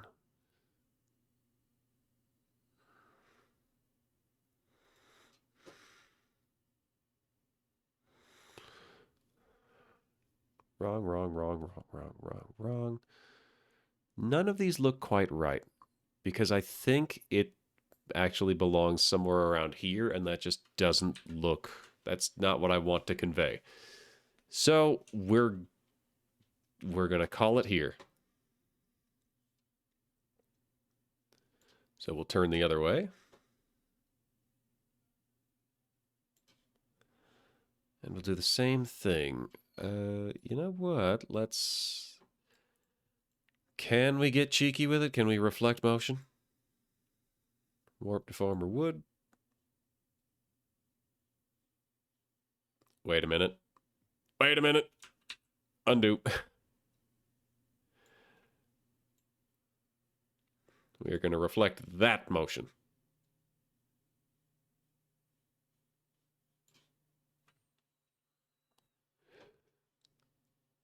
All right. So backwood. We are going to reflect that motion too. So we're going to deselect everything and see how it looks.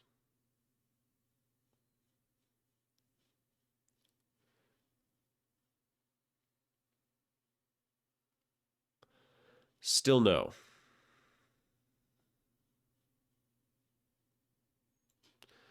These corners need to be higher up.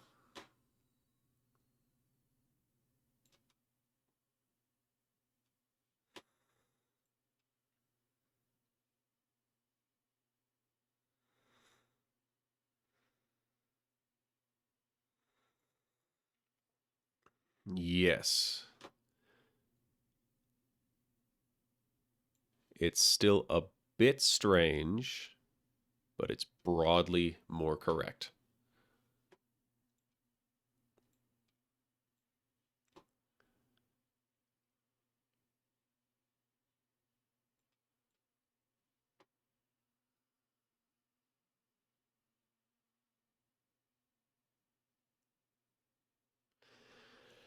As they look so hard back into mine.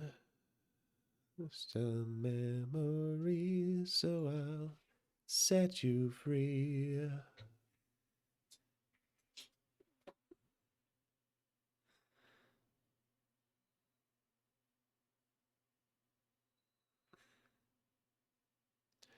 It's looking weirdly round in places, but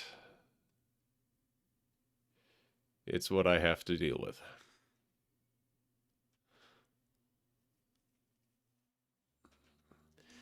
Yeah, as it stands, these glasses are just directly painted onto the wood.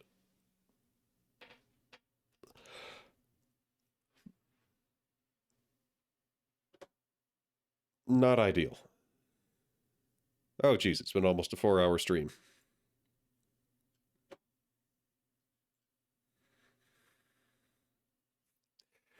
Okay, so what else?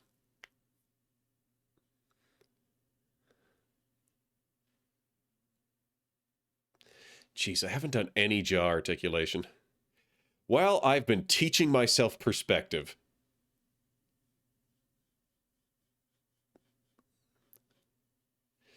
It's janky, but it'll do. It's janky, but it's done. Parts of it. Not the whole thing. Definitely not the whole thing. There's another few hours of work in this yet.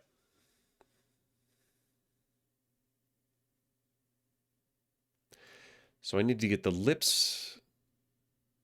I need to get the lips. I need to get everything to do with the lips. There's no hair, so I do have extra parameters to play with.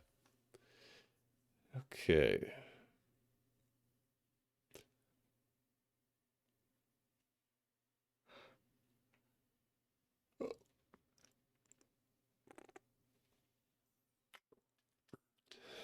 Okay.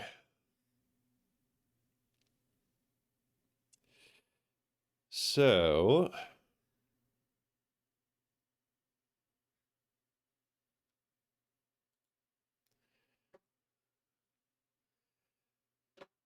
oh well. I am going to get the lever going. I'm going to fix the lever, and then we will call that a day. Yeah, so here's the lever.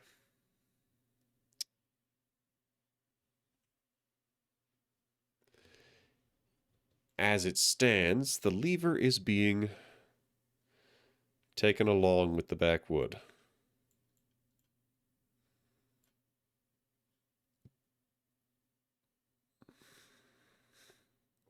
And now I've got it going along with the front wood. That's a whoopsie. Okay. You know what? Never mind. I am, it seems, a little bit out of brain right now.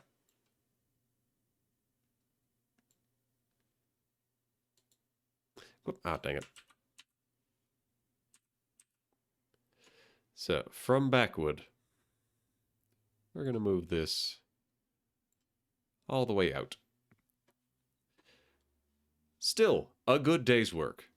We got pretty decent turning put on. There we go.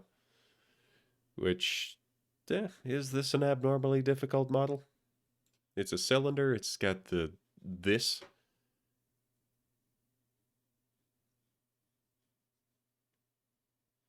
It's a model. That's enough pontificating. We are going to save this. And we are going to call it a night. A day. It's noon. It's 1 p.m. It's 1:30. All right. Point is, thanks for coming out, everybody. We are going to raid out. Who is online today? All right. All my recommendeds are people I have. Who are these people? Who are these people? Let's filter it to following. Tari's online. There's so many people are actually online. That is a helpful filter.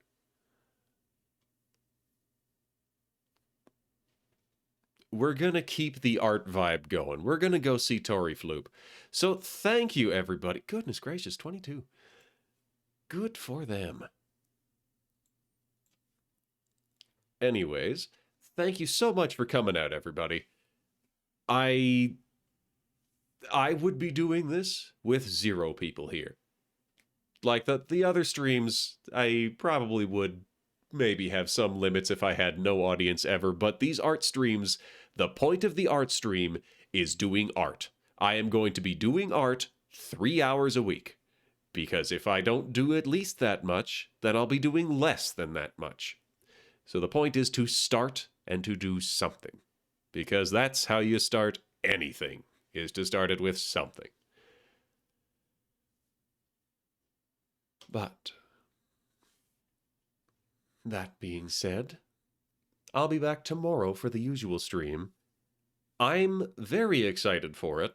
I am absolutely tickled pink because it is going to be Battletech. We are going to be in the giant robots stomping on tanks, and I have been craving this for 6 months. I have been craving mechs since Christmas. Okay. Then I'll be back on Monday, and then I'll be back on Tuesday, and then I won't be back on Wednesday because it is not Unite Night. Ain't that something? All right, thank you so much for coming out. I am proud of myself. I hope you are also proud of me, and I hope you are also proud of yourselves. If you need a kick in the butt to do something, then consider this that. I give you permission to make something janky, to do 3 dishes instead of none. Go do something halfway, because that's better than doing it not at all. So until next time,